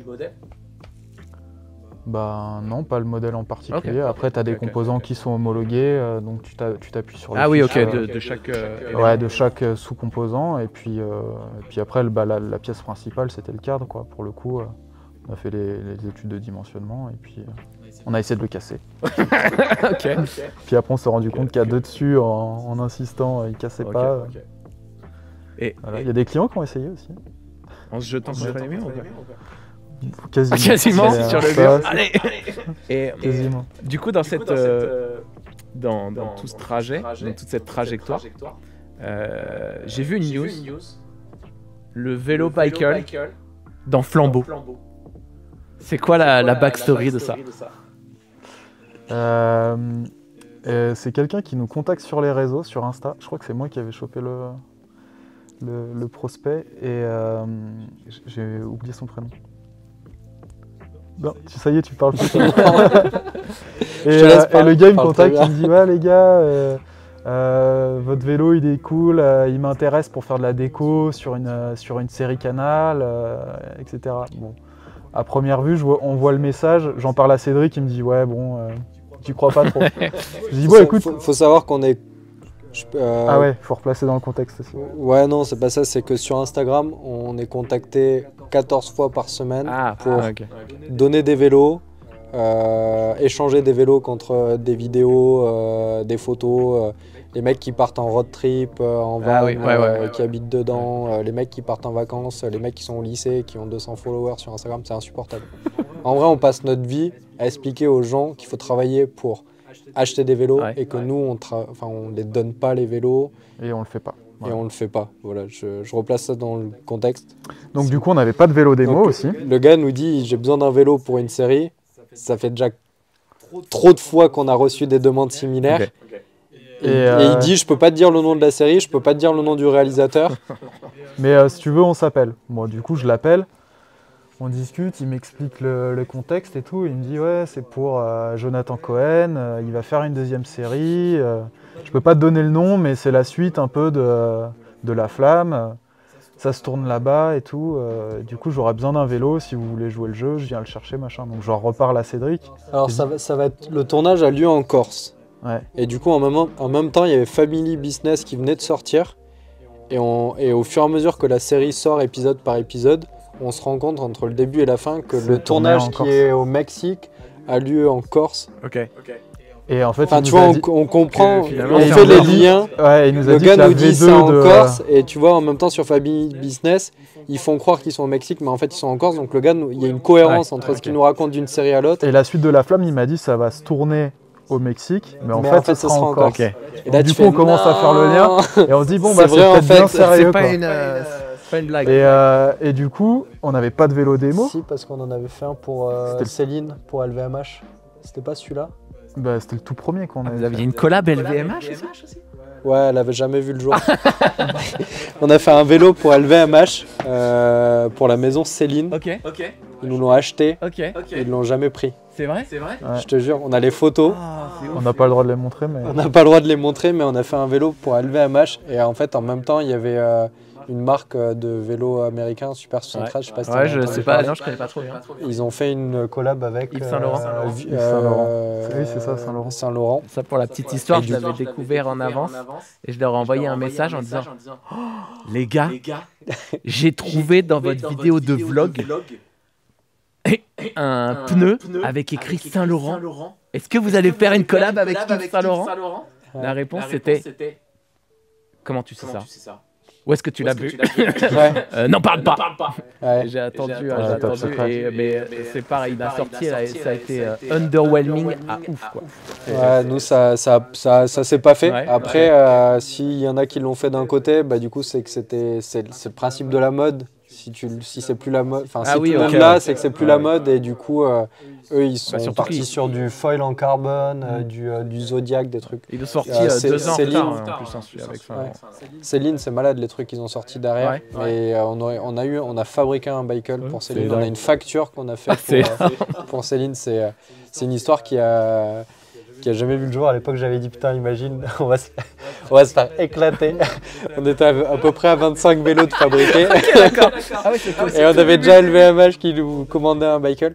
Et en fait, ce vélo, il était monté, on l'avait assemblé et du coup, on a changé les pneus, la selle. Du On coup, a comme rajouté c'était des franges mexicain, dessus. On a fait un Et talon de c'est selle Jonathan aussi. Cohen qui est parti rouler avec. Donc le vélo LVMH, il a fini en Corse sur le tournage de... Et c'était notre premier vélo démo. Hein. Énorme. C'est-à-dire on avait la mule, mais enfin le tout premier qu'on a Ouais, mais il fabriqué. fallait pas rouler dessus parce qu'il n'était pas représentatif. Il n'était pas représentatif de la série, mais c'était le premier vélo qu'on arrivait à sortir de la prod pour Ouais. avoir en démonstration à l'atelier. Du coup, on n'a jamais eu de vélo d'essai. Et du coup, on l'a envoyé là-bas en tournage, il est resté 3 mois. Ah ouais. Mais sans garantie de De le revoir un jour. Ouais, on n'était pas serein. Et il nous dit, bon, en plus, je peux pas vous garantir qu'on le verra. Bon, c'est Qui vrai aura qu'on- des photos et tout. on le voit pas des masses, mais on le sait déjà, c'est pas mal.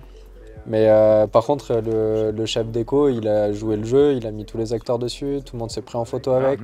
Du coup, il y a un petit post sur Insta où tu vois Patrick Ouais. qui est sur... Cadmerade, qui est sur Anna le- Girardot, le biker. Jérôme Commander. Anna et- Girardot qui nous a laissé un super commentaire sur Instagram en mode trop bien, j'ai tellement hâte de remonter sur ce bicycle. on n'a jamais vu le commentaire, on s'en a rendu compte 6 mois après, on l'avait ghosté de ouf. On a fait les blaireaux. Désolé, Anna, si tu nous regardes, on est désolé. J'espère qu'un jour tu pourras rouler à nouveau en bicycle. Il y a des propositions d'accessoires. Le kit pour l'apéro, pour le saucisson et le vin. Ouais, le bicycle marche déjà bien pour rentrer de l'apéro. Et il y a le sidecar. Et le sidecar, on a Manu Bigarnet de l'île de Ré, qui lui s'est monté un sidecar et ça marche plutôt bien, c'est assez fonctionnel. On n'a pas de photo de ça, mais il y a des kits qui existent en sidecar qui sont adaptables. Bon, c'est 3000 boules le sidecar. Du coup, on n'a pas plus creusé le sujet pour l'instant, parce que on a d'autres sujets à traiter. Ouais, c'est mignon, mais déjà, c'est vraiment une enveloppe. Pour un truc qui finalement, c'est comme le trike ou le side en moto, quoi. T'as tous les inconvénients de la voiture et tous les inconvénients de la moto. Oui, il est pendulaire, mais bon, tu roules pas sur une piste cyclable, quoi. Bah si, mais si c'est à Annecy, t'as la moitié du side qui finit dans le lac au premier poteau. Donc ouais.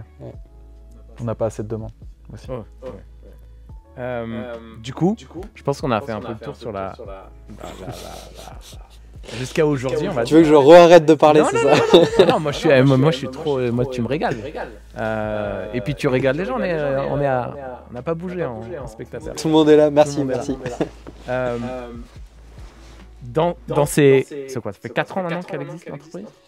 Ça fait plus de 3 ans. Ouais. Presque 4 ans. Presque 4 ans.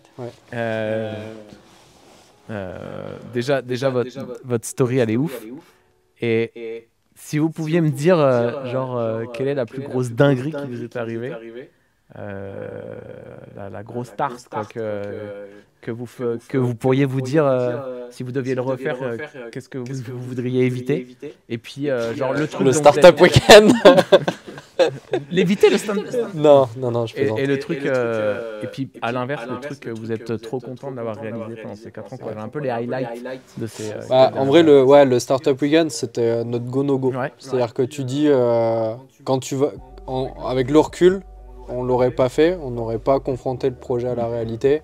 On l'aurait pas fait. On n'aurait pas eu de vente. Moi, je serais resté dans mon taf. C'était l'élément déclencheur, donc... Toi, tu serais parti bosser chez Stobli, moi je serais resté chez Lazareth. Lazareth, ça existerait peut-être encore depuis, ça a fermé là, il y a vendredi. Ah ouais, d'accord. C'est tout récent. Je pense que la meilleure décision qu'on ait prise, c'était accidentel, mais c'était de se dire on y participe. Après, c'est pas un accident, il n'y a aucun accident dans ce qu'on a fait. Il y a eu beaucoup de travail et puis là, il y a peut-être de la chance ou on l'a provoqué, je sais pas, mais... Ouais, il y a eu des rencontres qui nous ont permis que tout s'enchaîne. À chaque fois, tu dis, tu passes à ça, que ça marche pas, mais je pense que c'est l'entrepreneuriat en général, en fait. Il n'y a rien qui est jamais acquis. Tu s'est jamais arrêté, en fait, depuis qu'on est parti 3 ans. Ouais. Alors on se staff, on se construit, on travaille aussi différemment parce qu'on grandit, mais... On écoute les conseils. On écoute les conseils aussi, mais en soi, ça s'est jamais arrêté, quoi. Depuis qu'on est parti comme des fous et puis on continue. Enfin, il y en a un on a un peu des éternels insatisfaits aussi.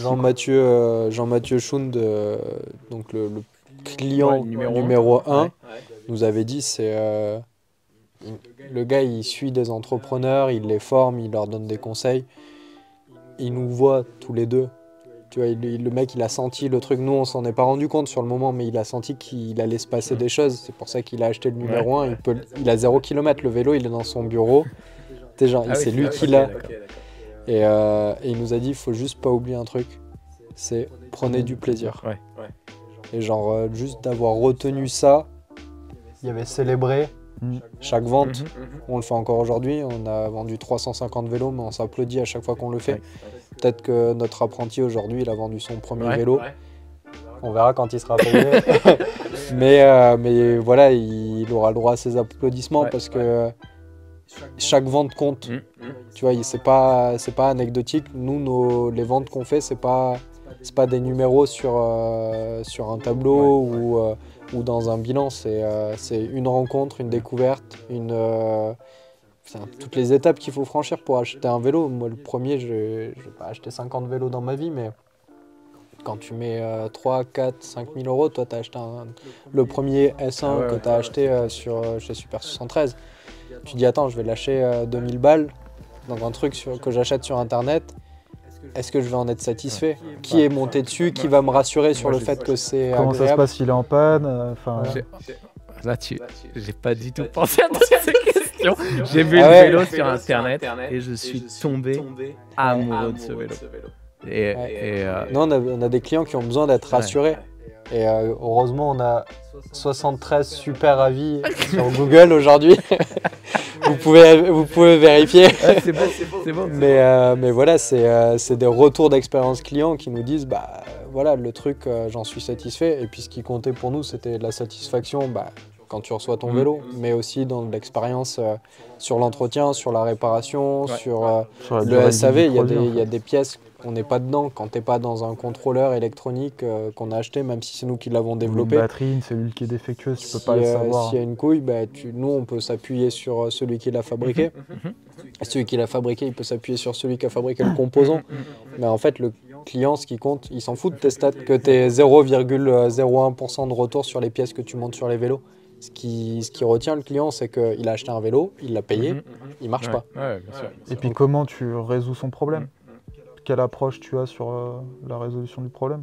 Mais c'est arrivé une fois, on livre un vélo. On le teste. Ça, c'est incroyable.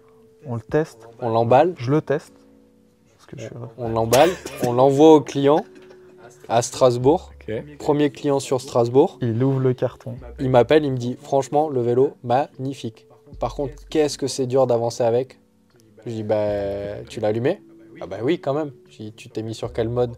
J'ai essayé tous les modes. Je suis rentré chez moi, je viens de faire 13 km. Il me dit mais j'en ai essayé d'autres des vélos électriques. Alors le vôtre, le niveau d'assistance, il est bas. Je lui dis on fait une visio s'il te plaît. Et il filme, il pose son téléphone et il allume le vélo, il met le mode 5, et il se passe rien. Le vélo marchait pas. Mais pas de code erreur, pas de rien. Et moi je l'ai testé avant de le mettre dans le carton, je le teste, ma procédure habituelle. Donc le client a payé le vélo, il attend un mois, il reçoit le vélo, il le déballe. Enfin tu vois, il y a l'attente, tu as dépensé l'argent, tu le reçois, tu es contente, là tu fais l'ascenseur émotionnel. Grave. Et le vélo marche pas, du coup je lui dis attends, c'est facile, tu démontes le capot, je vais regarder si tous les fils sont branchés. Et à l'époque on avait eu la super idée de cacher une vis derrière le pédalier en se disant comme ça les mecs pourront pas démonter le capot. Sauf que là il fallait qu'ils démontent le dit capot avec la vis qui n'était pas accessible parce qu'il fallait démonter le pédalier. Le client il s'est dit c'est pas grave, je vais aller à Leroy Merlin acheter une clé, donc il va le samedi, donc il reçoit le vélo le vendredi soir. On a des super clients ils sont. Le samedi, il me dit t'inquiète, je vais à Leroy Merlin, j'achète une clé. Il va acheter la clé, il revient, la clé passe pas. Il se dit c'est pas grave, je retourne à Leroy Merlin, je coupe la clé. Donc là, il va au rayon apprenez à faire du bricolage vous-même, où il a chopé la clé, la scie à métaux où il manque la moitié des dents, où avec la vendeuse, ils ont coupé le bout de la clé pour qu'il puisse revenir. Essayer de passer avec la clé pour ouvrir le boîtier. Il ouvre le boîtier, il m'envoie la photo et là je regarde le boîtier et je vois que tout est parfaitement rangé dedans, que tout est bien branché et que ça marche toujours pas. Je le rappelle, je lui dis bon, dans ton niveau d'acceptation, de patience, t'es comment là? Sur une échelle de 0 à 10, ton degré de patience il est comment? Il me dit là j'hésite entre le jeter dans une rivière. Oh non.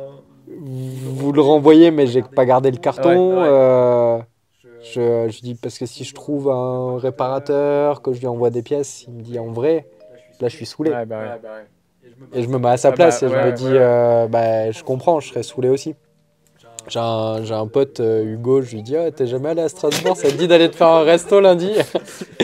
Ah ouais, tout trop bien. Ok, on part à 6h. J'ai pris un vélo entier. Fini dans le camion, un vélo entier en pièces détachées. Je me pointe là-bas, je défais le capot, je prends le contrôleur, je l'échange, je fais tourner la manivelle, le truc il repart, je remets les vis. Ça m'a pris 4 minutes à le réparer, j'étais dégoûté. un contrôleur en Qui a panne. lâché juste pendant le transport en fait. Voilà, une fois sur... c'est arrivé une fois. Sur 350. Et du coup, avec le client, on est parti rouler dans Strasbourg.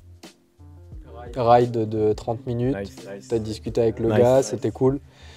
Avec mon pote, on allait bouffer au resto, on est rentré. Et le client, bah, il a raconté cette expérience à tout le monde. Ouais. Tu vois, il a dit, mais vous vous rendez compte, le mec Le est mec venu est me venu de dépanner. Annecy. Le week-end, à la fin du week-end, il est venu. Et en fait, il nous a vendu des vélos, comme ça. Et on s'est revus le jour où on est retourné à Strasbourg avec Steve pour faire la vidéo du foil dans le canal. Je sais pas si tu te souviens de cette vidéo où on fait du foil tracté. J'ai appelé les clients sur Strasbourg, qui se connaissaient parce que le premier l'avait acheté, le deuxième avait été conseillé. Et voilà, après tu te revois 2 ans après, tu te marres et tu dis putain, c'est quand même pas de chance quoi. Mais voilà, c'est ça notre leitmotiv, c'est se dire on a fait un vélo qu'on était capable d'acheter, mais aussi on a envie de fournir un service que nous on aimerait avoir. Tu vois, c'est ça de dire En tout cas, de gérer le SAV au mieux, autant qu'on peut. Après, on peut pas se déplacer partout en France. Voilà, mais si t'as laissé ta batterie dans l'eau pendant 3 mois et qu'elle est complètement oxy et qu'elle est morte, à un moment, on a beau Là, tu peux rien avoir faire.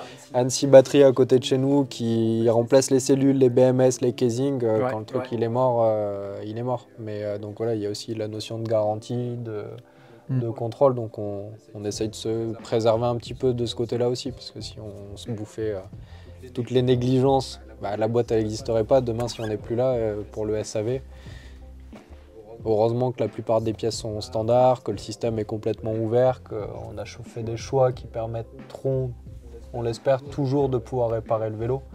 Mais voilà, il y a un équilibre à respecter. C'est intéressant cette partie-là, justement.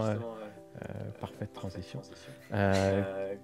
J'ai lu les questions avant de venir.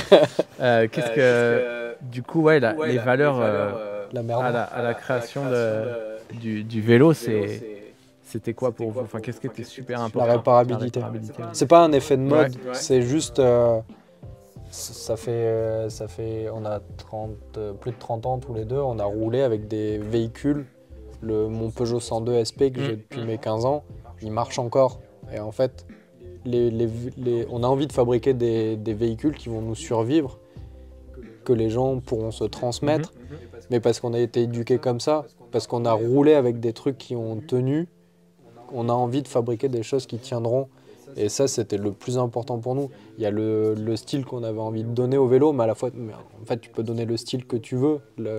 C'est une page blanche, tu en fais ce que tu veux du bicycle en fonction de la déco, de la selle, du phare.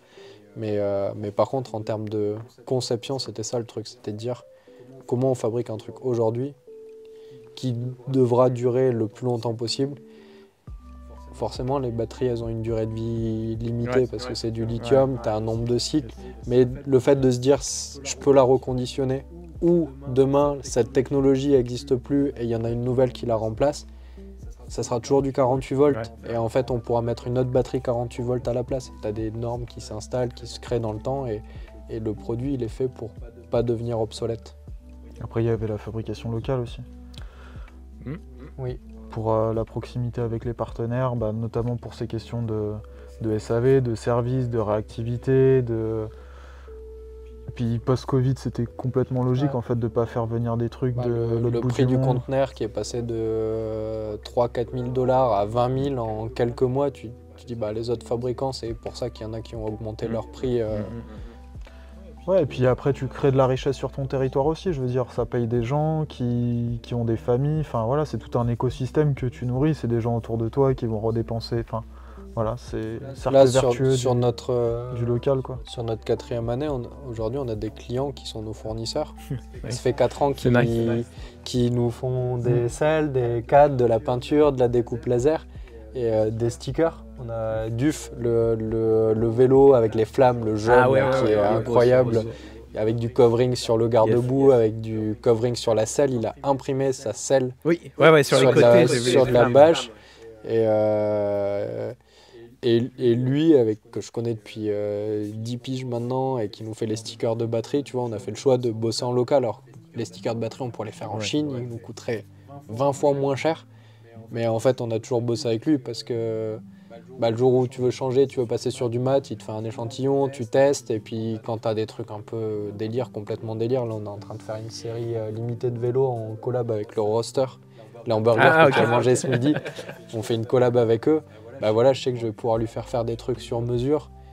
Bah faut être à côté et tu vas pas le voir que quand tu as besoin. Rapidement. On a tout à gagner quoi. C'est on devenu, y va en bike c'est devenu déjà. Non mais ça change tout franchement dans tes déplacements. C'est devenu un client. Notre cellier, il y a 2 clients, enfin 2 celliers qui sont devenus clients. Notre lasériste Mika qui est devenu client. Ça a pris le temps. Au début tu te dis mais ils étaient où il y a 4 ans? Enfin tu vois, on les a fait bosser il y a 4 ans et moi je m'étais jamais dit qu'un jour ils nous achèteraient des vélos. Et on est trop content aujourd'hui que les gars ils se disent bah ça y est, j'ai l'opportunité, j'en ai le besoin. Et je passe à l'acte. Je passe à l'acte, c'est le genre de clients qui m'ont fait trop plaisir. Toutes les ventes sont cool, mais quand c'est des gens comme ça que tu connais depuis longtemps, que tu n'aurais jamais vu sur un vélo et qui te disent bah, j'en ai envie, je te l'achète pas pour te faire plaisir, je l'achète parce que je le veux, ça c'est cool. Et aujourd'hui, justement cette partie vraiment localisée, pour moi je trouve ça ouf. Toutes les pièces sont faites localement. Quels sont les... Ou plutôt dans l'autre sens, il y en a tellement qu'est-ce que vous n'avez pas pu trouver localement? Alors en soi, on pourrait, je pense, tout faire en France dans l'absolu. Ah ouais. Ok. Si on voulait, on pourrait pour 4 fois le prix du Bicycle. Non mais c'est pas une blague.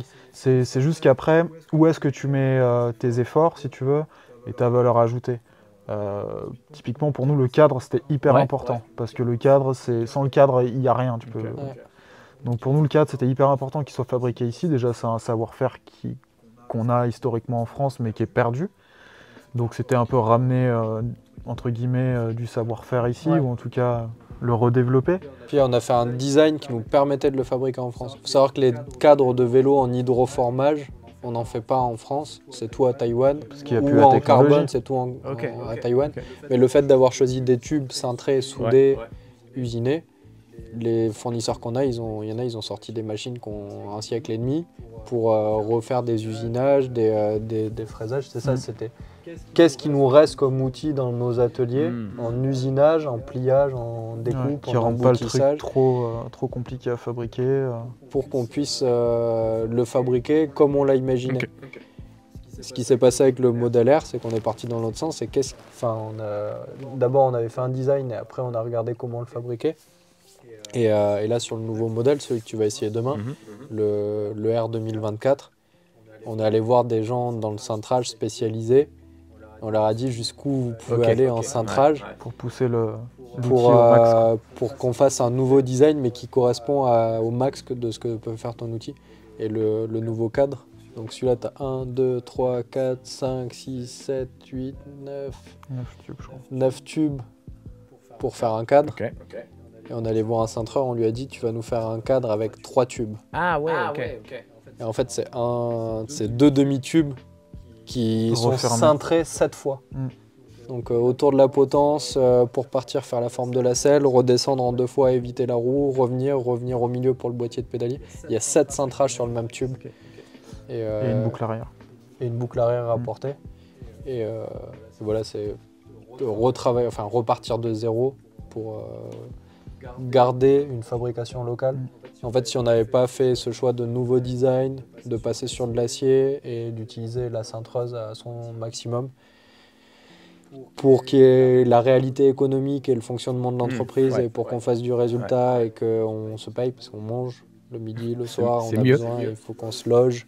On avait besoin de simplifier justement un peu ce cadre, distinguer les 2 gammes, c'est ce qu'on t'a montré, la gamme R maintenant qui existe en version R, R+, RS et la gamme TS. Donc voilà, c'est...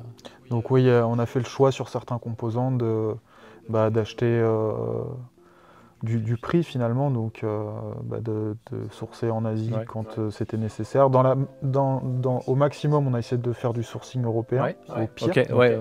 Après, tu achètes du Decathlon, c'est budget Decathlon, c'est Mais c'est chinois derrière. C'est Taïwan. C'est Europe de l'Est, mais en fait, quand on s'est rendu compte que le fabricant il était en Chine et qu'il pouvait nous proposer une marque Baikel ou Ouais. Decathlon dessus, mais que c'était la même pièce, bah, tu vas voir le fabricant et tu lui dis bah, je vais t'acheter 500 pièces. Bon, là, il rigole, c'est pas assez. Il te fait payer plus. Il te fait payer vachement plus cher, mais c'est toujours moins cher qu'acheter chez Decathlon. Mais entre acheter à un distributeur européen qui te fait croire que c'est lui qui fabrique et qu'en fait Tant c'est qu'à faire, chinois, faire les directement. bah ça du Ouais. coup nous on n'est pas trop bêtes, on s'est dit bah on autant passer par le fabricant en direct et c'est nous qui assumons bah, la qualité, le Ouais, de stock, vérifier, de vérifier la conformité, etc. Après tout ce qu'on a, bah tu prends Magura c'est allemand mais en fait c'est chinois, tu prends... Oui, alors c'est sûr. Ouais. Mais nous, ce qu'on a, c'est la batterie. Annecy Batterie, c'est la conception. Donc Annecy Batterie. Conception, entretien. Conception, SAV, enfin tout ce qui va se passer entre le moment où lui reçoit la batterie, Ouais. vérifier la conformité, la qualité, nous la fournir et après assurer du coup l'entretien, s'il y a un rééquilibrage, les réparations, la dispo des pièces, tout ça. Ok. Bah ça, c'est 90% du plus important qui est en France. Même si la fabrication est en Chine, Oui. Ouais. bah, c'est le bon produit qui arrive chez lui et que c'est lui qui nous le vend. Et puis ce qui suit derrière. Et pour nous, c'est plus important. La valeur, elle est là, elle n'est pas Sur un sticker. Ouais, là c'est. sur un Il n'a sticker pas juste bleu, posé blanc, rouge. le sticker de sa marque et vendre la batterie, quoi. Il a vraiment. Et, le cadre, la sellerie. Et le cadre, là, donc là, tu passes par l'usinage, la découpe laser, le cintrage, le pliage, la soudure, peinture. la peinture. Et là, on est sur du 100% local.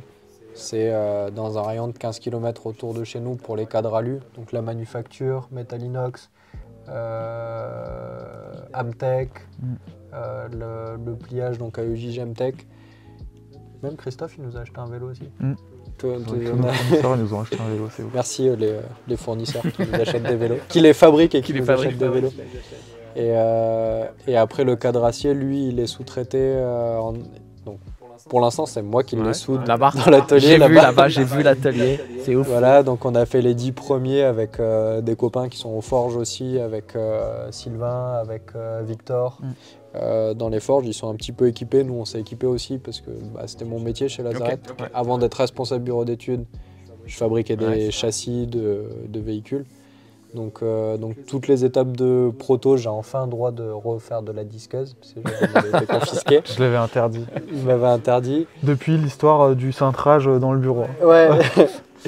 Et du coup, là, c'est entièrement sous-traité chez un fabricant de châssis, Grinan, qui lui fabrique des châssis pour des voitures sans permis, 400 exemplaires semaine, 400 châssis semaine. Ah ouais. Donc en capacité de production, on ça va va, être ouais. large. Et en plus, la qualité, la proximité, la qualité, la garantie d'avoir du résultat. On est en train de finir là, les phases de... C'est même plus de la pré-série, c'est des séries, des séries de vérification, de la pré-industrialisation. Et après, c'est lui qui gère tout de A à Z et ça nous permet de nous consacrer à nouveau sur toute la partie montage, commercialisation, développement commercial, comptabilité, les gestion, accessoires. SAV, accessoires. Après, quand on avait un peu discuté aussi, une des premières choses que tu m'avais dit. Vous êtes toujours 30 parce que Ils sont toujours 30. je parle encore trop. Non, mais attends, trop bien. Ils ont des questions un peu Non, ils écoutent ça. Si, non. Quels sont vos objectifs pour Baikel? J'ai un 24 mm non, c'est un 50 mm que je me suis acheté pour mon Canon pour faire les photos. Il a refait. Il l'a fait déjà cet après-midi quand j'installais le live.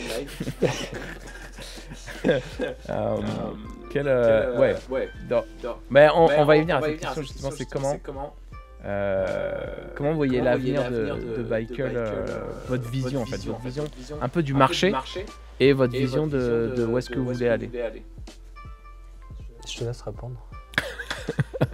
Alors pour moi, le marché du fat bike ou du Baikel, il en est qu'à ses débuts. En fait, aujourd'hui, c'est vraiment un véhicule, c'est un mode de déplacement. parce que on est vraiment à la limite du vélo, de la moto. C'est un hybride parfait, on est d'accord. Mais ce véhicule-là, ce mode de déplacement, pour moi, c'est vraiment C'est l'avenir. l'avenir en urbain, périurbain, parce que tu as du biplace, tu as une vocation utilitaire. Bon, il est stylé, ça c'est un autre sujet, mais vraiment Confort, tenue de route, voilà, sécurité. confort, tenue de route, sécurité, esthétique, Peu d'entretien. simple d'entretien, fiable, biplace. Et en fait, avec un véhicule qui reste toutefois léger, tu déplaces 2, 3, 4 personnes, enfin 2 adultes, des enfants, etc. Donc moi typiquement aujourd'hui, je déplace ma famille avec un véhicule quoi, pour des déplacements urbains. Et c'est parfait. Et je pense que ça a de l'avenir. Parce que ça répond à remplacer une deuxième bagnole dans un foyer. Ou une voiture. Devenir la voiture. Ou devenir la voiture du principale foyer. même carrément. Du Ouais. coup, il y a le donc nous la simplification de la gamme, modèle TS ouais. et TX d'un côté et modèle R, RS, R+, de l'autre. C'est aussi pour laisser de la place à des nouveaux modèles. Donc on a le cargo que tu as essayé tout à l'heure, celui de Julien, le vélo cargo en version utilitaire, familiale et voilà. Et il y a encore de la place. Donc ça fait, pour ceux qui nous suivent depuis très longtemps, ça fait très longtemps qu'on en parle, mais on a déposé le modèle de la version cadre enjambement bas, Ok. ce qu'on appelle nous le cadre ouvert. Ça fait longtemps qu'on nous pose la question, en fait, votre bicycle il est super, mais comment je fais pour l'enjamber si j'ai mon fils derrière sur le porte-enfant, si j'ai un passager. Et du coup, nous, l'idée de faire un bike, le bicycle ressemble à la moto, mais l'idée de faire un bicycle qui ressemble à un scooter, si possible un scooter stylé, genre un peu, tu vois, je vois. Toi, t'as eu le visuel. J'ai eu le visuel. Un peu transalpin, un peu l'Italie, un peu la guêpe, pour ceux qui parlent italien. Et voilà, faire un truc stylé, Dolce Vita, aussi pratique qu'esthétique. Donc ça c'est cool. On n'a rien à vous montrer, mais il faut absolument qu'on arrive à faire un truc d'ici cet été. En tout cas, avec le nouveau partenaire qu'on a. Sans tout raconter depuis le début, mais de passer du cadre alu. En fait, pour faire ce vélo cadre ouvert, il fallait un cadre acier. C'est plus simple en termes de rigidité. Comme il est ouvert, tu n'as plus le truc pour refermer en haut, il fallait de l'acier. Et du coup, il a fallu aussi, nous, que de notre côté, on transfère tout ce qu'on savait faire en cadre alu sur de l'acier. Donc on fasse tout notre apprentissage sur le nouveau modèle R, sur la partie acier, pour pouvoir ensuite faire notre nouveau modèle en acier. C'est-à-dire qu'il y aurait eu un trop gros gap en termes d'apprentissage, de fournisseurs, de partenaires, de passer d'une gamme en alu qu'on avait d'un côté à un nouveau produit en acier qu'on fait fabriquer de l'autre. Il fallait qu'entre les deux, on ait une partie de notre gamme qui s'améliore et qui soit dans sa version définitive en acier comme on voulait la faire, le modèle R, pour que derrière on puisse le développer en version acier avec ses mêmes fournisseurs, ses mêmes partenaires. Tout est réfléchi. Ça fait très très longtemps qu'on bosse dessus et à un moment on avait le proto qui était prêt, on avait le visuel qui était prêt. On a dû montrer des bribes de trucs. Et on a dû l'arrêter en se disant en fait tout ce qu'on est en train de faire là, il faut déjà qu'on le fasse sur le reste. Tu vois, il faut déjà qu'on transforme notre modèle original alu en cadre acier qui marche parce que tout le boulot qu'on est en train de faire avant de on a vraiment tout repris depuis le début sur le modèle R. Beaucoup de temps, beaucoup d'énergie, beaucoup des dépenses, du prototypage. Et en fait, le faire sur un nouveau modèle, c'était un risque. Donc on l'a déjà fait sur ce qu'on faisait déjà et qui marche bien. Et le modèle R, il marche vraiment bien. Et voilà, tous les exemplaires, on est à -6 vélos en stock. On n'a plus de cadre. Et on est encore en train de... Là, quand on raccroche, je retourne souder des cadres pour livrer tous ceux qu'on a en attente. C'est ce qui nous a permis de faire le cargo aussi. En fait, ce changement de technologie, de repasser sur de l'acier en tube HLE, donc haute limite élastique, Instantanément, on a sorti le modèle R. 15 jours après, on faisait un modèle cargo avec les gars de En Toulouse. mise en œuvre, c'est beaucoup plus simple. C'est beaucoup plus simple. C'est ouf parce que Et derrière, ça nous permet de faire le cadre ouvert, qui va être le 4e maillon de la chaîne. plus je vous écoute depuis le début du live, et plus je me dis, mais vous êtes toujours en train de courir. Toujours en train de courir derrière le truc, en train de... Éternel insatisfait. Je crois qu'on sera jamais arrivé au bout de ce qu'on a envie de faire. Mais... En vrai, il y en a un qui peut attraper le catalogue. C'est ce qu'on aurait aimé montrer il y a 4 ans, tu vois. C'est pour ça qu'on est insatisfait. C'était avoir une gamme claire, un modèle rigide, un modèle tout suspendu, maintenant le cargo. Et c'est ce que vous tout le monde a trouvé Vespa dans le chat d'ailleurs. Et donc voilà, c'est la gamme rigide et la gamme toute suspendue. D'arriver à avoir un catalogue, un réseau de distribution, des revendeurs un peu partout en France, un super shooting photo avec plein de copains au bord du lac. Voilà, on grandit, tu vois, on est passé par... On se structure, quoi. On se structure. Ouais. On n'a pas parlé de l'équipe, mais on est 5 maintenant. Il y a donc Mehdi, dont on a parlé tout à l'heure. Cédric, notre mécanicien, c'est du 7-4 sur le chat, pour ceux qui ne l'ont pas encore grillé. Et Victor, notre apprenti préféré, celui qu'on déteste le plus, on en a qu'un. Clairement. Et je ne vais pas parler du vélo qu'il a cassé parce que... il a peut-être vendu un vélo. Ça remet les compteurs à zéro. -1, +1. Non mais voilà, c'est vrai que l'équipe, ça permet de se staffer, de se structurer, d'avancer aussi sur des sujets de fond, des trucs qu'on a toujours voulu faire, mais par manque de temps. Se rencontrer aujourd'hui, c'est parce que les gars, ils sont là. Hein. Ça fait 4 ans qu'on doit se voir, mais on n'a jamais eu le temps parce qu'on est quand tu es en train de vendre... C'est vrai. C'est quoi la team Bikel? La team Bikel, en vrai, ça existe depuis le début. Hein. Je crois que dans le pitch du Startup Weekend, on l'avait mis. C'est Tristan et Cédric. Non, mais c'était cet esprit de communauté, d'essayer de se rassembler, de faire des événements ensemble. Ça, on l'avait prévu depuis le début. La Bikel Family. Mais déjà, il fallait qu'il y ait des vélos en circulation. Hein. Première étape qu'on en ait, nous. En perso. On n'a pas toujours eu des vélos. Des vélos de démo qu'on en ait aussi, pour pouvoir les utiliser, circuler avec, les faire essayer. Donc ça, c'était la première étape, c'était les vendre, en avoir en circulation, et puis au fur et à mesure que notre nombre de clients grandit, forcément, tu as des regroupements qui peuvent se faire, etc. Et puis au fur et à mesure qu'on se staffe, on peut aussi animer, on commence par animer plutôt la communauté d'Annecy, parce que c'est vrai qu'elle est assez importante.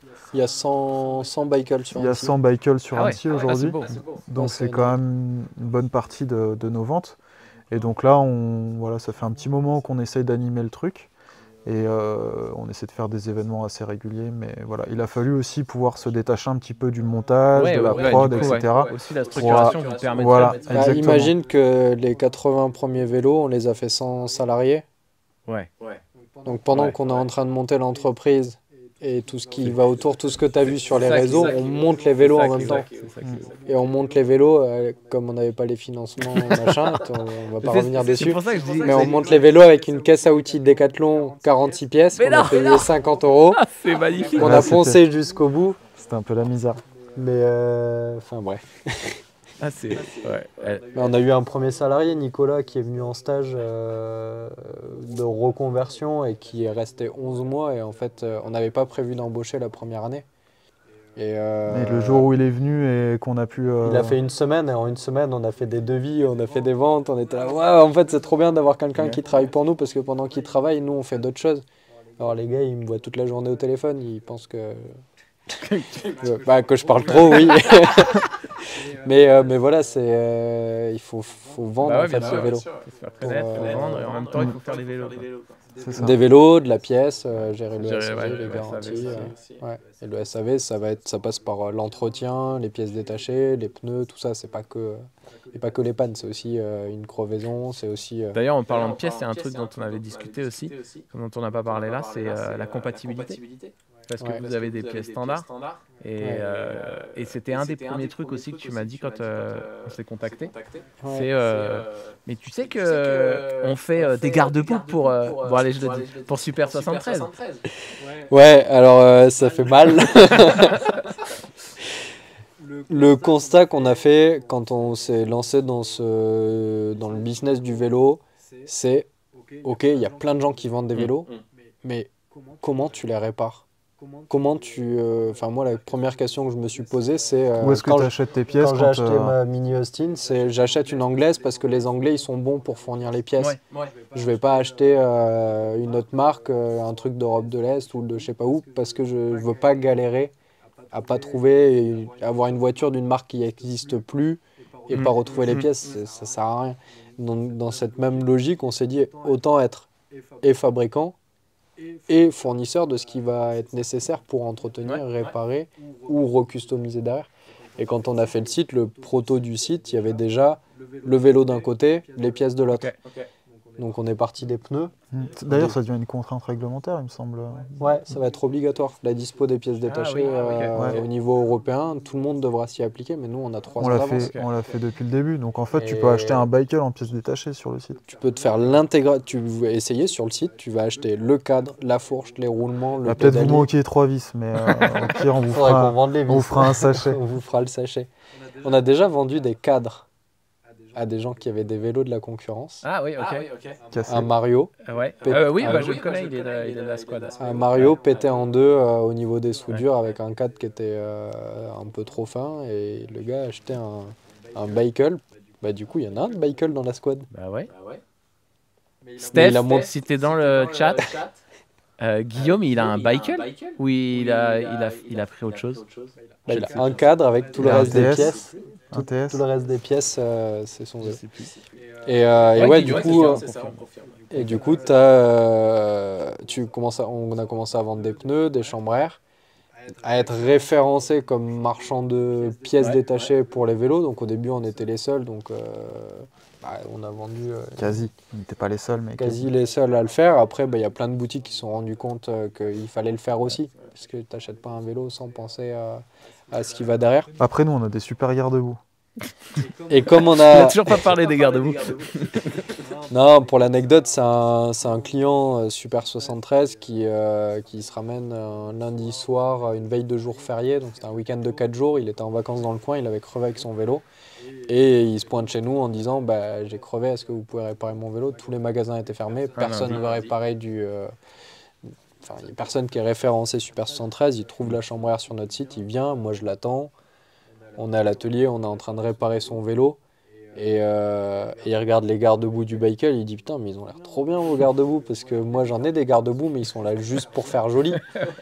Et du coup je lui ai dit écoute si t'as 5 minutes, j'essaye de t'en adapter un. Et en fait je lui adapte un garde-boue avant et du coup il me le commande sur le site garde-boue de bicycle pour son vélo.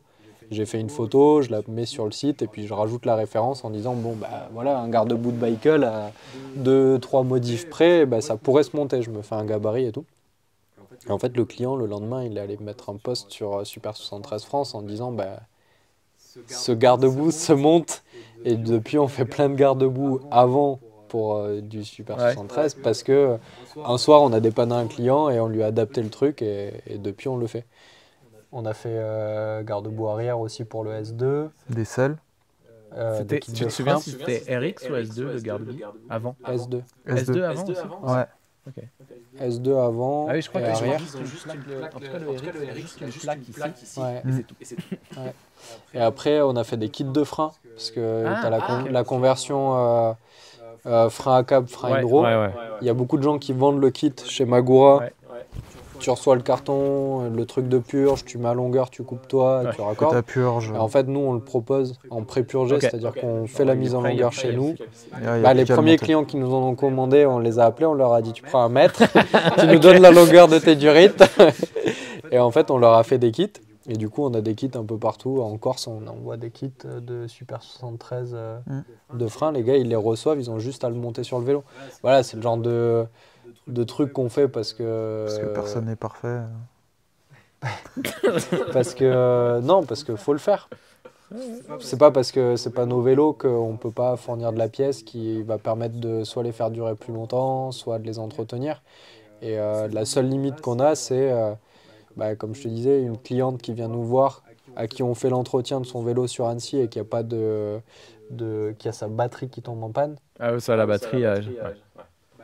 Quand le fabricant il dit j'en ai pas en stock et que nous on prend la batterie, on va chez Annecy Batterie et qu'Annecy Batterie il nous dit en fait tout est verrouillé. Ouais, c'est Apple Super 73. Et c'est dommage parce que c'est bien de sécuriser le produit pour que les gens fassent pas n'importe quoi avec. C'est les mêmes avantages et inconvénients qu'un Mac. Mais du coup l'inconvénient c'est que derrière il y a zéro réparabilité. Et je suis désolé, c'est pas dispo et tu peux pas la réparer, c'est pas une réponse, pas en 2024. Voilà, ça c'est le genre de truc où malheureusement on n'a pas encore de solution pour ça. Déjà c'est pas à nous de les trouver, mais c'est là-dessus qu'on essaye de se différencier aussi, c'est de dire demain ta batterie. Pensez à vos vélos, mais vous aussi pensez au marché en sa globalité. Ça c'est. Le tirer vers le haut quoi. Ouais. Consommer moins, enfin on peut pas. On va pas parler d'environnement, d'écologie. Mais on arrive sur la fin. Moi j'ai envie de terminer par, comme on a déjà parlé un peu de tous les différents modèles, j'ai envie de clôturer sur un peu qu'est-ce qui vous anime dans la création de vos modes, de vos nouveaux vélos, des petits accessoires que vous voulez rajouter. Enfin, qu'est-ce que vous allez chercher dans le vélo quoi. Alors déjà vous prototypez beaucoup de différents cadres. Il a une imprimante 3D, il est infernal. Moi je suis plutôt casing, des têtes de fourche. Vous l'avez peut-être vu passer sur Insta, la tête de fourche pilotée là, celle-là. Ah ouais. Attends, je sais pas s'ils verront. Vas-y. C'est quoi? C'est quand il y a un œil plus... Donc ça, il y a une petite télécommande et bim. Vas-y rapide. Allez, c'est 4,5. Ouais.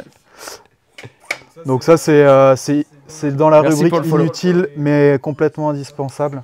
On a une Bicycle Genius Team qui est composée de Tristan et de Kenny Dorion, petit pilote de drone et il fait aussi pas mal d'électronique et de projets. Il nous a aidé à développer cette petite tête de fourche.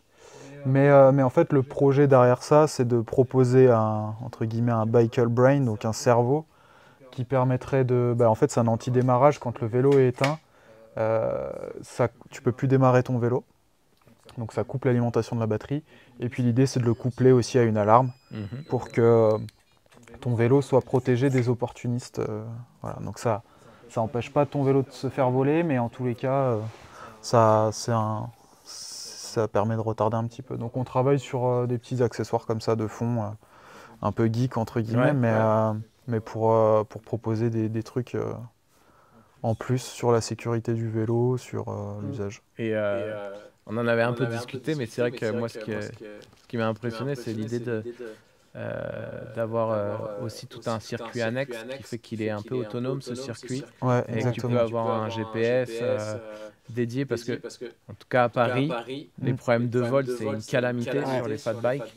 Et alors c'est pas obligatoirement ça qui va empêcher de faire le vol, mais c'est vrai qu'avoir un mécanisme qui permet de bloquer le vélo, limite c'est de le rendre totalement inutilisable, ce que pour le coup Apple arrive à faire quand tu te fais voler un ordinateur. Je trouvais ça vraiment intéressant que vous travailliez là-dessus, parce que pour le coup... donc batterie intégrée au système qui permet d'avoir de l'autonomie, enfin déjà qui fonctionne même si ta batterie est retirée, puis d'avoir une certaine autonomie quand même pour être donc tranquille. Là on rentre dans de la connectivité, ça devient un vélo connecté, ce qui vient un petit peu à l'encontre de la philosophie de base du projet qui était de dire on veut quelque chose de simple. On n'a pas parlé de logiciel propriétaire ou autre, mais nous, le Bicycle, il n'a pas de logiciel propriétaire, on n'est que sur du Bafang, du open source, tu peux modifier si tu veux, tout ça. Et là, en fait, quand on a lancé Bicycle, il y avait la mode des vélos qui vont disparaître, parce que c'est naze, tout ce qui est smart bike... Bah, il y en a quelques-uns qui ont disparu déjà. Ouais. Bah, on se marre, ouais, on en parlait la semaine dernière dans le chat, dans le Fat Chat Show. En fait, l'obsolescence programmée du vélo qui devient comme le carrément, téléphone en mode... Enfin, pas programmé, mais Obsolète, quoi. quand tu mets de la 2G dans ton vélo, forcément... Quand le réseau, il évolue, le réseau après, il va évoluer, ça y sera Oui, plus. ouais. Des batteries dans l'afficheur qu'il faut recharger à part. Ouais, On voit des trucs passer dans le vélo connecté qui sont complètement délirants. Et nous, on voulait pas rentrer là-dedans. Faire un truc simple. Et à la fois, pour pouvoir proposer ce genre de service et de solutions, nous, le Bicycle Brain, il est indépendant. C'est-à-dire qu'en fait, on vient le mettre en interface entre tout ce qui existe déjà, on se met au milieu, vulgairement, on vient se raccorder entre deux connecteurs, on fait tout avec, et on fait ce raccord dans le casing qui, lui, est protégé ou inviolable, ou qu'on peut rendre inviolable, mais ça nous permet de garder, en fait, cette indépendance. Voilà, garder un truc qui fonctionnera toujours, et le Bicycle Brain, presque tu l'enlèves, tu rebranches et et t'en puis il n'y as a pas pas de besoin. connectivité réseau. Et surtout, c'est ceux qui ont déjà des bicycles pourront l'installer aussi. Parce que l'idée, c'était de le rendre compatible. compatible avec compatible. toute la gamme existante, et ça, personne ne le fait. C'est-à-dire que tu apportes des nouvelles solutions intégrables au premier Ça vient bicycle. comme un accessoire, quoi, en fait. Ouais. C'est ça. Depuis le premier qui est sorti, Jean-Mathieu Schoun, il prend son bicycle numéro 001, il met un Bicycle Brand dedans. Et il continue à l'installe. le laisser dans son bureau. Voilà, et maintenant il a une télécommande et il peut télécommande allumer pour et éteindre les Quand il y a phares. un client qui rentre dans le bureau. Donc voilà. Donc ouais, moi c'est plus ça mon truc. Les petits... Ouais, et puis moi c'est... je reviens à des mes... prototypes. Non, La disqueuse. Ouais, c'est ça, c'est la disqueuse, le poste à souder, revenir sur mes premiers amours, l'artisanat. Enfin, dans l'artisanat, tu as toute la partie art, artistique. J'ai toujours été dans des métiers où il fallait se servir de ses mains, et avec tes mains et ton cerveau, tu peux faire des très belles choses, et c'est ça que j'ai envie de mettre en avant aujourd'hui. Donc je suis en train de me faire un vélo. J'ai un graphiste, Nicolas de Big Shop Parigo, qui m'a fait un casing de batterie donc qui sera disponible sur commande, puisqu'on l'a fait sous forme de sticker, mais il m'a dessiné un casing de batterie qui est exceptionnel. J'ai Jake, qu'on va aller voir demain, à Piata Metal Shaping, qui vient de me finir 2 magnifiques garde-boue en alu. Donc il part d'une tôle, il tape dessus, il met en forme, il a fabriqué les garde-boue, il pourrait nous faire un bicycle en entier en alu, formé à la main. Il a remporté le premier prix du championnat de custom moto du salon du deux roues de Lyon, remis par Fred Kruger. Le contest français aussi Triomphe. Triomphe. Ah ouais. C'est lui qui fait les motos de French Moto Design, de French Moto. Là, il fait des trucs de folie, et son travail, il peut être mis sur du bicycle. Il y a Guillaume